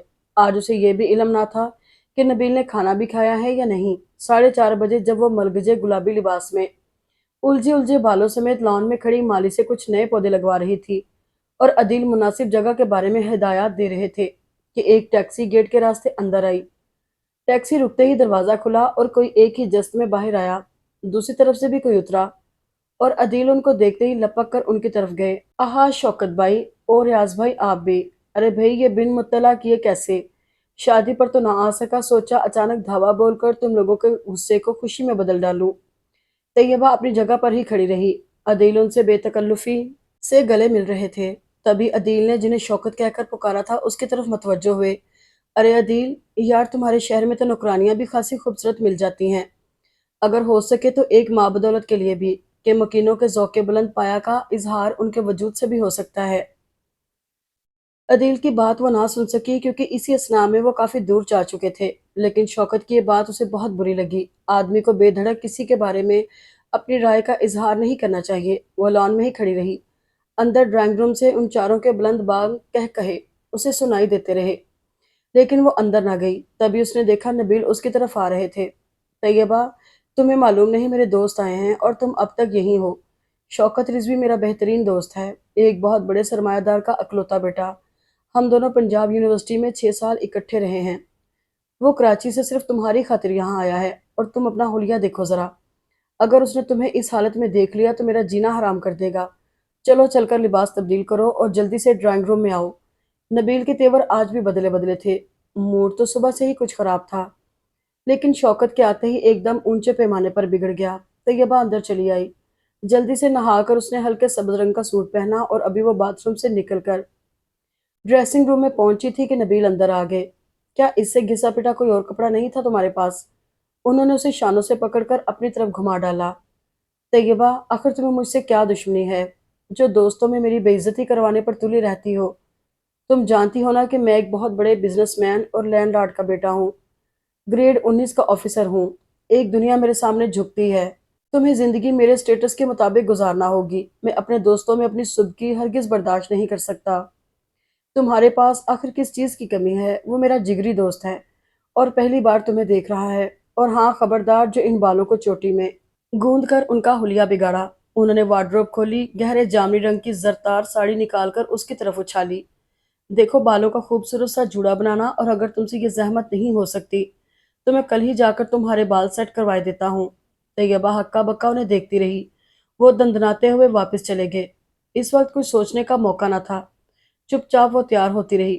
اس دکھ کو میک اپ کی تہوں میں چھپا کر اس نے مناسب زیور پہنا۔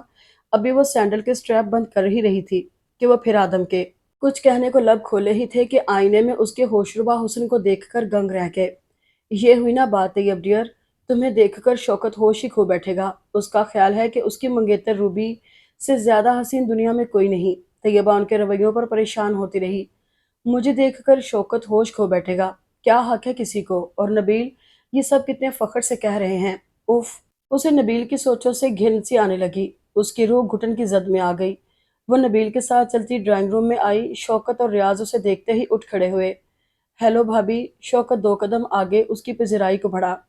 سرمئی سوٹ میں ملبوس وہ ایک باوقار اور خوبصورت نوجوان تھا، لیکن نبیل کی باتوں کی روشنی میں نبیل اور ان کے دوست سبھی اسے گھٹیا قسم کے نظر آ رہے تھے۔ دیر سے آنے پر معذرت خواہ ہوں، اصل میں بزنس کے سلسلے میں جرمنی کے ٹور پر تھا۔ اس نے ٹیبل پر رکھا تحفہ اس کی طرف بڑھایا۔ میری طرف سے بارگاہ حسن میں حقیر سا نذرانہ۔ شوکت مسکرائے۔ طیبہ نے ان الفاظ پر بے اختیار نبیل کی طرف دیکھا، جو فراخ دلی سے مسکرائے جا رہے تھے، بلکہ انداز تفاخر چہرے پر نمایاں تھا۔ طیبہ نے تحفہ دوبارہ ٹیبل پر رکھ دیا۔ سب لوگ بیٹھ گئے۔ طیبہ ٹیبل کے ساتھ ایک صوفے پر اپنی برہمی دل ہی دل میں چھپائے خاموشی سے بیٹھی رہی۔ شوکت نے باتوں کا رخ اس کی طرف موڑا۔ بھابی، سنا ہے آپ جہیز میں اپنے ساتھ ایک عدد نوکرانی بھی لائی ہیں؟ شوکت کے اس بارے میں کچھ الفاظ وہ پہلے بھی سن چکی تھی۔ یہ آپ کو کس نے بتایا؟ طیبہ نے روکھے پھیکے طریقے سے کہا، میں نے خود دیکھا ہے ابھی اندر آتے ہوئے، اور میں عدیل سے کہہ رہا تھا کہ اگر ایسی ہی ایک بات شوکت کے منہ میں ہی رہ گئی۔ شوکت صاحب، گھر کی مالکہ امور خانہ داری سے نا آشنا ہو تو ملازماؤں کی ضرورت پڑتی ہے، اور میرے خیال میں بافضل خدا نبیل کے لیے ایسا کوئی پرابلم نہیں۔ میں گھر کے سب کام اپنے ہاتھوں سے کرنا باعث فخر سمجھتی ہوں۔ وہ سمجھ رہی تھی کہ شوکت اس قدر نادان نہیں کہ اسے پہچان نہ سکا ہو، اور نبیل کے دوست اس حد تک مذاق کریں کہ اسے گوارا نہ تھا۔ نبیل نے ایک دم اس کی طرف دیکھا۔ شوکت کے مسکراتے چہرے کے زاویے ہی بدل گئے تھے۔ طیبہ نے موقع غنیمت جانتے ہوئے بات مکمل کر ہی ڈالی۔ ابھی آتے ہوئے آپ نے لان میں مجھے ہی دیکھا تھا، اور میرا وہ روپ میرے خیال میں باعث شرمندگی ہرگز نہ تھا۔ طیبہ اتنا کہتے ہی اٹھی اور کمرے سے باہر نکل آئی۔ اپنے کمرے میں آ کر اس کا جی چاہا کہ رو رو کر وہ جل تھل کر دے، لیکن اس نے ضبط سے کام لیا۔ کچھ دیر عجیب سے خیالات میں گم وہ بیڈ پر بیٹھی رہی۔ نبیل کے گرگٹ کی طرح بدلتے رنگ پر خاصی متعجب تھی، پھر اٹھ کر کچن میں چلی آئی۔ نین پیالے بار بار چھلک پڑتے اور وہ سختی سے آنکھیں رگڑ ڈالتی۔ جلدی سے اس نے چائے تیار کی، ساتھ میں کچھ لوازمات ٹرالی میں رکھے اور ڈرائنگ روم میں بیٹھے نبیل کے کچھ کہنے سے قبل ہی چائے وہاں پہنچ گئی۔ جب وہ اندر گئی تو کمرے کا ماحول انتہائی خوشگوار تھا۔ وہ تینوں اپنے کہکہوں سے کمرہ سر پر اٹھائے تھے۔ طیبہ کو آتے دیکھ کر نبیل خاموش ہو گئے۔ طیبہ نے سلیقے سے چائے بنائی اور سرو کی، خود بھی نبیل کے قریب بیٹھ کر چائے کی پیالی ہاتھوں میں تھام لی۔ شوکت یوں بھی پہلی بار اس شہر میں آئے تھے۔ نبیل کی باقی ماندہ 3-4 چھٹیاں ان کی ہمراہی میں کٹ گئیں۔ اکثر پروگرامز میں وہ طیبہ کو ساتھ گھسیٹ لیتے، طیبہ انکار بھی نہ کر سکتی، اور شوکت کی بے تکلفانہ گفتگو اور حد سے زیادہ اس کی طرف توجہ دینا اسے بے طرح کھلتا۔ اس دن وہ لوگ کراؤن میں ایک مووی دیکھنے کے لیے جا رہے تھے۔ اس وقت طیبہ کا جی چاہ رہا تھا کہ وہ اور نبیل ہوں اور تنہائی ہو، پیار بھری باتیں ہوں، شوکت کے آ جانے سے ان میں جو ایک نامعلوم سی جدائی کی دیوار آ گئی ہے وہ گر جائے۔ لیکن نبیل کا یہ سخت قسم کا آرڈر تھا کہ اسے ضرور چلنا ہے۔ تیار ہو کر وہ باہر نکلی تو تینوں گاڑی کے پاس کھڑے اس کے منتظر تھے۔ اسے دیکھتے ہی نبیل گاڑی میں جا بیٹھے۔ ریاض کو جانے کیا یاد آیا، وہ انیکسی کی طرف دوڑتا ہوا گیا۔ نبیل گاڑی ریورس کر رہے تھے، تبھی شوکت اس کے قریب آئے۔ طیبہ اس وقت نبیل کی طرف متوجہ تھی، اس کا دھیان نبیل کی مسکراہٹ کی طرف تھا جو اپنے کمرے میں داخل ہوتے ہی ان کے لبوں سے چھن جاتی تھی۔ وہ جی بھر کے اس چہرے کا دیدار کر لینا چاہتی تھی۔ لاپرواہ اور مغرور سا یہ شخص اس کے لیے کتنا اہم ہو کر رہ گیا تھا، واقعی زندگی کی ہر احتیاج سے زیادہ اہم۔ تبھی شوکت کی آواز آئی، او ونڈرفل، اس میں کوئی شک نہیں بھابھی کہ آپ اس وقت مغلیہ عہد کی کوئی شہزادی ہی لگ رہی ہیں، لیکن اگر اس وقت آپ کسی خوبصورت ساڑی میں ہوتی تو واللہ کچھ اور ہی شان ہوتی۔ مسٹر شوکت، لمحوں بعد طیبہ کی سمجھ میں بات آئی تو ایک دم وہ دھاڑی، میں اتنے دن سے آپ کو صرف اس لیے برداشت کر رہی ہوں کہ آپ نبیل کے دوست ہیں۔ شوکت نے گھبرا کر نبیل کی طرف دیکھا۔ آپ اس قدر برہم کیوں ہو رہی ہیں؟ میں نے کچھ غلط تو نہیں کہا؟ آپ نے سراسر غلط کہا ہے، کیا حق ہے آپ کو میرے بارے میں ایک لفظ بھی کہنے کا؟ کبھی آپ میرے لباس پر اعتراض کرتے ہیں، کبھی میری سادگی پر، کبھی میری خاموشی آپ کو کھٹکتی ہے۔ آپ نے مجھ کو بہت غلط سمجھا ہے، لیکن کان کھول کر سن لیجئے، میں ایک لمحے کے لیے بھی آپ کو دیکھنا گوارا نہیں کرتی۔ نبیل گاڑی سے اتر کر قریب آ گئے، غصے سے سرخ چہرہ اور ڈبڈبائی آنکھیں۔ کیا ہوا؟ نبیل نے شوکت سے مخاطب ہو کر پوچھا۔ یہ آپ اپنی بیگم صاحبہ سے ہی پوچھئے، جن کے مزاج نازک پر ایک معمولی سی بات پتھر بن کر لگی۔ آپ کے ہاں مہمانوں سے ایسا سلوک کیا جاتا ہے، یہ مجھے بہت اچھے طریقے سے پہلی ملاقات میں سمجھا دیا گیا۔ شکریہ مسٹر نبیل۔ جی نہیں، شکریہ تو اپنے ان دوست کا ادا کیجئے جنہیں تعلیم نے مذہب سے دور کر کے بے راہ و روی ہی سکھائی ہے۔ یہ دوستیاں، یہ ناطے، یہ سیر و تفریح، آپ ہی کو مبارک ہو۔ نبیل صاحب، مجھے اس گھر کے زنداں میں ہی قید رہنے دیجئے۔ طیبہ تم اندر چلو، نبیل نے بڑے سخت لہجے میں کہا، اور طیبہ تیزی سے پلٹی اور برآمدہ طے کر کے اندر چلی گئی۔ گاڑی سٹارٹ ہونے کی آواز آئی تو وہ اور بھی جھنجھلا گئی۔ اس نے کمرے کا دروازہ اندر سے بند کر لیا، لباس تبدیل کر کے بیڈ پر آ لیٹی اور آنسو سارے بند توڑ کر ایک تسلسل سے بہتے چلے گئے۔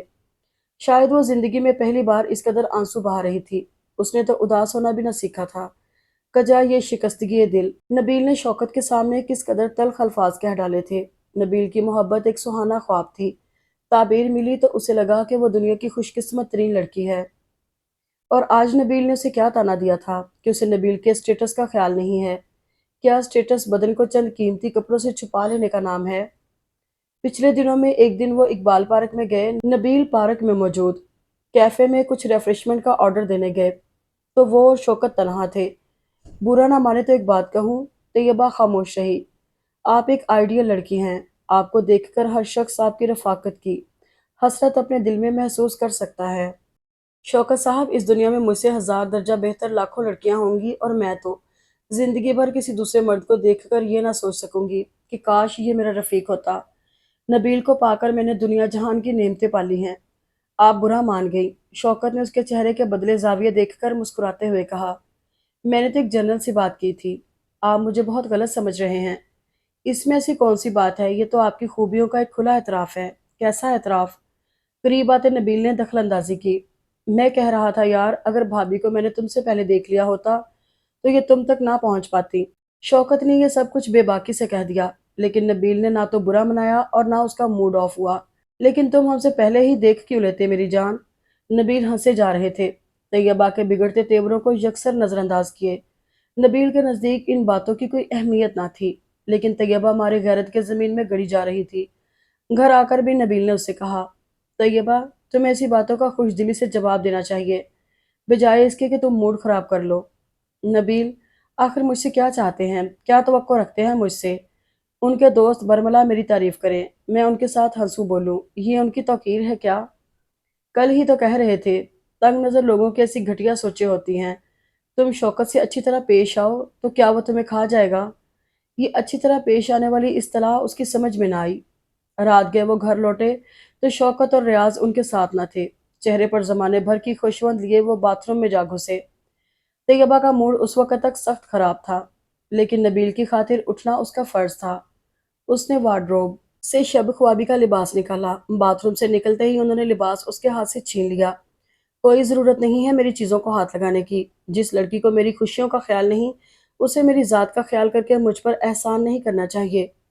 طیبہ ان کی طرف ایک نظر دیکھ کر رہ گئی۔ آپ خواہ خواہ بات بڑھا رہے ہیں۔ بات میں نے بڑھائی ہے؟ سبحان اللہ! میں نے تم سے شادی کر کے فاش غلطی کی ہے۔ اصل میں تمہاری اعلیٰ تعلیم، تمہارے گھر کے رکھ رکھاؤ، تمہاری بھابھی کی شخصیت کو دیکھ کر تم سے کچھ توقعات وابستہ کر بیٹھا تھا، لیکن تم کس قدر آکورڈ ہو یہ مجھے معلوم ہوتا تو میں بھول کر بھی ایسا نہ ہونے دیتا۔ شوکت اس نئے گھر میں پہلی بار آیا تھا۔ کاش ان دنوں امی گھر پر ہوتی تو تمہاری مہمان نوازی کی ضرورت ہی نہ پڑتی۔ شوکت کی منگیتر روبی مجھ سے اس قدر بے تکلف ہے کہ تم اندازہ نہیں کر سکتی۔ یہاں تک کہ اگر وہ اکیلی میرے ساتھ سیر و تفریح کو چلی جائے تو شوکت ہرگز برا نہیں مانتا۔ ایک تم ہو کے مزاج ہی ٹکانے نہیں۔ آخر تم نے اپنے آپ کو کیا سمجھ رکھا ہے؟ میں جس وزارت وفاق سے وابستہ ہوں وہاں آئے دن پارٹیاں ہوتی ہیں، غیر ملکی لوگوں سے واسطہ پڑتا ہے۔ سب لوگوں کی بیگمات ہر قسم کی ایکٹیویٹیز میں ان کی شانہ بشانہ ہوتی ہیں۔ سوچتا ہوں کہ تمہاری دقیانوسیت آخر کب تک میرے ساتھ چلے گی؟ کہاں تک میں اس کا ساتھ دے سکوں گا؟ نبیل کے لہجے میں ٹھنڈی تلخی چھپی تھی۔ اور طیبہ سوچ رہی تھی، غلطی تو میں نے بھی بہت بڑی کی ہے اس دل کو تمہارے نام کر کے۔ لیکن نبیل، میں کیا کروں؟ نہ تو تمہاری محبت میری روح سے جدا ہو سکتی ہے اور نہ میں وہ راہیں اپنا سکتی ہوں جو تم میرے لیے منتخب کر رہے ہو۔ وہ لباس تبدیل کر کے بیڈ پر لیٹ گئے۔ طیبہ کتنی دیر نیچے قالین پر ہی بیٹھی رہی، سوچوں میں گم۔ نبیل تھوڑی دیر بعد نیند کی دل فریب وادیوں میں پہنچ گئے۔ جانے کس پہر طیبہ کی آنکھ کھل گئی۔ صبح اٹھی تو کمرے میں کوئی نہ تھا۔ وال کلاک پر نگاہ ڈالی، دن کے 10 بج رہے تھے۔ طیبہ بیڈ پر سوئی ہوئی تھی۔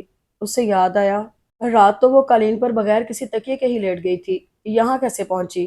کمرے کا کھلا دروازہ بتا رہا تھا کہ نبیل باہر چلے گئے تھے۔ اس نے اٹھنا چاہا لیکن سر چکرا کر رہ گیا۔ وہ پھر لیٹ گئی۔ اسی وقت شہرین کمرے میں داخل ہوئی۔ ہیلو بھابی۔ طیبہ نے آنکھیں کھول کر اسے دیکھا، وہ قریب آ گئی۔ بھابی، کیا ہوا آپ کو؟ آپ کی آنکھیں کس قدر سرخ ہو رہی ہیں؟ اس نے پیشانی کو چھوا۔ ارے آپ کو تو ٹمپریچر ہو رہا ہے۔ ہم لوگ 8 بجے آئے تھے۔ عدیل بھائی نے بتایا کہ نبیل بھائی اسلام آباد گئے ہیں ابھی۔ ادھر آئے تو آپ سو رہی تھیں۔ ہم نے سوچا بھیا جی شاید آپ کو رات بھر جگائے رہے ہیں، اسی لیے ڈسٹرب نہ کیا۔ ہمیں کیا پتا تھا کہ آپ کو بخار ہے۔ کب ہوا؟ طیبہ سے کچھ بولا نہ گیا، چپ چاپ اسے دیکھتی رہی۔ شہرین تو ہر معاملے سے بے خبر تھی۔ نبیل کے یوں چلے جانے کی خبر نے اس پر قیامت سی ڈھا دی تھی۔ تو کیا وہ مجھ سے اس قدر ناراض تھے کہ مجھے بتانا بھی گوارا نہ کیا؟ امی اور مہرین کہاں ہیں شہرین؟ اس نے اپنی آواز پر قابو پاتے ہوئے پوچھا۔ تبھی وہ بھی اندر آ گئی۔ امی نے اس کی پیشانی چوم لی، مہرین اس سے لپٹ گئی۔ بیٹی، تم نے نبیل کو روکا ہوتا، کم از کم مجھ سے تو مل لیتا، طبیعت پریشان ہی رہے گی۔ طیبہ نے سوچا، اچھا ہوا کہ آپ یہاں نہ تھیں، ورنہ آپ کے ان ہونہار بچے کے سارے لچھن آپ پر بھی عیاں ہو جاتے۔ بس اچانک ہی ان کی تیاری ہو گئی، آپ سے معذرت کر رہے تھے۔ خیر جہاں بھی ہو خوش رہے۔ امی اس سے باتیں کرنے لگی۔ شہرین نے چائے کے ساتھ گولیاں لا دیں۔ ابا حضور کو پتہ چلا تو وہ بھی کتنی دیر اس کی مزاج پرسی کو پاس بیٹھے رہے۔ شام میں عدیل واپس آئے تو انہیں بھی خاصی پریشانی ہوئی۔ طیبہ کا بخار کچھ طوالت ہی اختیار کر گیا تھا۔ بخار کیا تھا، اندر کی توڑ پھوڑ ہی تھی۔ نصیر احمد پریشان ہو کر دوڑے چلے آئے۔ بھیا نے کئی چکر لگا ڈالے۔ تیسرے دن جب اپنے آپ کو بڑے حوصلوں اور امیدوں سے وہ کچھ نارمل کرنے میں کامیاب ہوئی تو نبیل کا فون آ گیا۔ سب سے باتیں کرتے رہے۔ امی کے کہنے پر طیبہ نے ریسیور ان سے لیا۔ طیبہ بیگم، شام 5 بجے میں آپ سے بات کروں گا، اپنے کمرے میں انتظار کیجیے گا۔ ابھی سوات وغیرہ سے لوٹتے ہی نبیل نیا ٹیلی فون سیٹ لائے تھے جس کے لیور کو ایکسٹینشن پر رکھنے سے سارے سیٹوں پر کال سنی جا سکتی تھی اور سٹینوں پر صرف اسی ایک سیٹ پر۔ ان کا خیال تھا کہ کوئی تیسرا فرد ان دونوں کے مابین ہونے والی گفتگو نہ سن سکے، لیکن اس وقت کیا خبر تھی کہ یہ ٹیلی فون سیٹ کوئی پیار بھری سرگوشی تو کیا سنا سکے گا، صرف دل جلانے والی باتیں ہی ہوا کریں گی۔ شام کو حسب وعدہ عین 5 بجے ہی رنگ ہوئی تو اس نے لیور پر سٹینوں پر لاتے ہوئے ریسیور اٹھا لیا۔ بغیر کسی سلام دعا کے آواز سنتے ہی وہ کہنے لگے، اب تو آپ خوش و خرم ہوں گی، کوئی آپ کو ڈسٹرب کرنے والا نہیں ہے، زندگی عیش و عشرت سے بسر ہو رہی ہوگی۔ نبیل، آپ اس دن بغیر مطلع کیے ہی چلے آئے۔ طیبہ نے اپنی ہی بات کہہ ڈالی۔ تو اور کیا کرتا؟ شوکت اور ریاض اس رات ہوٹل میں ٹھہرے تھے۔ صبح ہی ہم تینوں اسلام آباد آ گئے۔ طیبہ بیگم، آپ کا ممنون ہوں کہ آپ نے میرے مہمانوں کو اس قدر رسپانس دیا۔ نبیل، کیا وہ مہمان آپ کے لیے مجھ سے زیادہ اہم تھے؟ اپنی اپنی جگہ ہر چیز بہت اہم ہوتی ہے۔ ویسے شادی کے بعد آپ کی زندگی مجھ سے اور مجھ سے تعلق رکھنے والے ہر فرد سے وابستہ ہے۔ اگر آپ کو میری خوشیاں عزیز نہیں تو یہ رفاقت ایک عذاب ہی ہے۔ زندگی تو باہمی سمجھوتے کے تحت گزرتی ہے۔ کیا میں غلط کہہ رہا ہوں؟ آپ کا نظریہ اپنی جگہ درست ہوگا، لیکن نبیل، مجازی خدا ہونے کا اتنا بڑا حق تو وصول نہ کریں کہ خدائی احکام کی تعمیل میں مجھ سے کوتاہیاں ہو جائیں۔ تو ان خدائی احکام کا درس دینے والوں نے آپ کو یہ نہیں بتایا کہ شوہر کی خوشنودی عورت کے لیے کس قدر ضروری ہے، لیکن ایک حد کے اندر رہتے ہوئے آپ سے محبت کے معاملے میں، آپ کی خدمت کے معاملے میں مجھ سے کوئی کوتاہی ہو جائے تو مستحق سزا ہوں۔ محبت و خدمت کے علاوہ اطاعت بھی تو چاہیے طیبہ۔ میں آپ کو کسی اندھیرے میں رہ کر کوئی ظلم نہ اپنے آپ پر کرنا چاہتا ہوں نہ آپ پر۔ آپ نے گھر آئے مہمانوں سے اس قدر غیر اخلاقی برتاؤ کر کے میرے دل میں ایک ایسی گرہ ڈالی ہے جو میرے خیال میں تو کھلنا ہی مشکل ہے۔ طیبہ بیگم، راحتیں صرف آپ کی زلفوں کے سائے میں آرام کرنے میں نہیں۔ دنیا بہت بڑی ہے اور دنیا میں رہنے والے لوگ بڑے اچھے، بہت دلچسپ، جن سے گاہے بگاہے مل کر دلی سکون ملتا ہے۔ طیبہ بیگم، آپ میں بوڑھی روح نہ جانے کہاں سے سما گئی۔ شاید آپ کو علم نہیں کہ آپ بے حد حسین ہیں۔ آپ کی شخصیت میں ایک کشش ہے۔ آپ کو ایک بار دیکھ لینے والا بار بار آپ سے ملنے اور باتیں کرنے کی تمنا اپنے اندر پاتا ہے۔ اگر میرے دوست آپ کی برملا تعریف کر دیتے ہیں تو اس میں برا ماننے کی بات ہی کیا ہے؟ سچی بات تو ہر زبان پر آ ہی جاتی ہے۔ میں براڈ مائنڈڈ ہوں اور یہ چھوٹی چھوٹی باتیں میں محسوس نہیں کرتا۔ پھر یہ تو میرے لیے باعث فخر ہے کہ میری بیوی میں اس قدر خوبیاں ہیں کہ لوگ اسے سراہنے پر مجبور ہیں۔ طیبہ چپ چاپ یہ سب کچھ سنتی رہی، لیکن آخر اس کی قوت برداشت جواب دے گئی۔ نبیل، یہ آپ کو کیا ہو گیا ہے؟ جانے آپ کی تربیت کس انداز میں ہوئی ہے؟ اس گھر کا ماحول میرے خیالوں کے عین مطابق ہے۔ صاف ستھرا ماحول جہاں ایمان کی روشنی نظر آتی ہے، جہاں دلوں میں رشتوں کا احترام ہے، جہاں سچائی ہے۔ کیا آپ نے امی جان کی آغوش میں سانس نہیں لیے؟ آخر آپ اس قدر مختلف کیوں ہیں سب سے؟ وہ جانے کیا کیا کہنا چاہتی تھی لیکن الفاظ نے ساتھ ہی نہ دیا، یہاں تک کہ وہ مدعائے دل بیان ہی نہ کر سکی۔ نبیل نے غصے میں آ کر کہا، تو ٹھیک ہے، آپ اسی ماحول میں خوش رہیں، ہمارا کیا ہے؟ آخر ہم جیتے ہی رہیں گے نا، خدا حافظ۔ شب و روز عجیب مایوسی کا شکار ہو کر بھی بیتتے چلے گئے۔ روزانہ 5 بجے نبیل کا فون آنا ایک معمول بن گیا، لیکن طیبہ سے پھر بات نہ ہوئی، یوں ہی دو چار رسمی فکروں کے علاوہ۔ تبھی دروازہ بڑی زور سے بجنے لگا اور مسلسل دستک ہوتی رہی۔ طیبہ ایک دم اٹھ بیٹھی۔ بے دلی سے اس نے اٹھ کر دروازہ کھولا اور دروازہ کھولتے ہی اسے گویا جھٹکا سا لگا۔ سامنے نبیل ہی تھے۔ وہ واپس پلٹی، الماری کے قریب بریف کیس رکھ کے نبیل بیڈ پر آ بیٹھے اور بوٹوں کے تسمے کھولنے لگے۔ طیبہ ان سے کچھ دور کھڑی اسی تذبذب میں تھی کہ ان کے قریب جائے یا نہ جائے کہ نبیل کی کرخت آواز اس کے کانوں میں پڑی، یہاں کھڑی ہو کر آپ میرا منہ کیا دیکھ رہی ہیں؟ میرے چپل لائیے۔ اوف، اتنا سخت لہجہ! یہ شاید پہلا ہی اتفاق تھا، لیکن وہ بدستور کھڑی رہی، حیران و ششدر کہ کیا کرے۔ آپ شاید کسی بھول میں ہیں طیبہ۔ یہ سچ ہے کہ میں نے آپ سے بہت محبت کی تھی، لیکن مجھے اپنے عزیز ترین دوست کی توہین آج تک نہیں بھولی۔ آپ اس خوش فہمی میں مت رہیے گا۔ 1 ماہ کی جدائی سے گھبرا کر میں آپ سے سمجھوتا کر لوں گا۔ میں آپ کا شوہر ہوں اور شوہر کا حکم ماننا اسلام کی روح سے بیوی کا فرض ہے۔ نبیل کی تلخ گفتگو کا زہر رفتہ رفتہ اس کے اندر سرایت کرتا گیا تو اسے یوں لگا کہ اس کی محبت ہی کو موت آنے لگی ہے۔ وہ گھبرا اٹھی اور نبیل کے قریب آ گئی۔ اس نے نبیل کے گھٹنوں پر اپنے ہاتھ ٹکا دیے۔ انہوں نے طیبہ کے ہاتھ جھٹک دیے اور اٹھ کھڑے ہوئے۔ آپ کہیں اس زوم میں نہ رہیے گا کہ میں آپ کی خاطر آیا ہوں۔ آج 25 جون ہے اور اس دن کو ہم سب दोस्ती के आगाज वाले दिन की हैसियत से बड़ी शान से मनाते हैं। हम 7 लोग हैं ग्रुप में, जिनमें एक शौकत रिजवी भी है। आज की ये पार्टी एएसपी समीउल्लाह के घर पर होगी और आपको शाम 5 बजे मिसेस नबील अहमद को दुआई के रूप में वहां जाने के लिए तैयार होना चाहिए। और हाँ, कुछ देर में आप मेरे साथ चलेंगी बाजार, ताकि शाम की तकरीब के लिहाज से कोई अच्छा लिबास खरीदा जा सके। वो उठकर बाथरूम की तरफ चल दिए।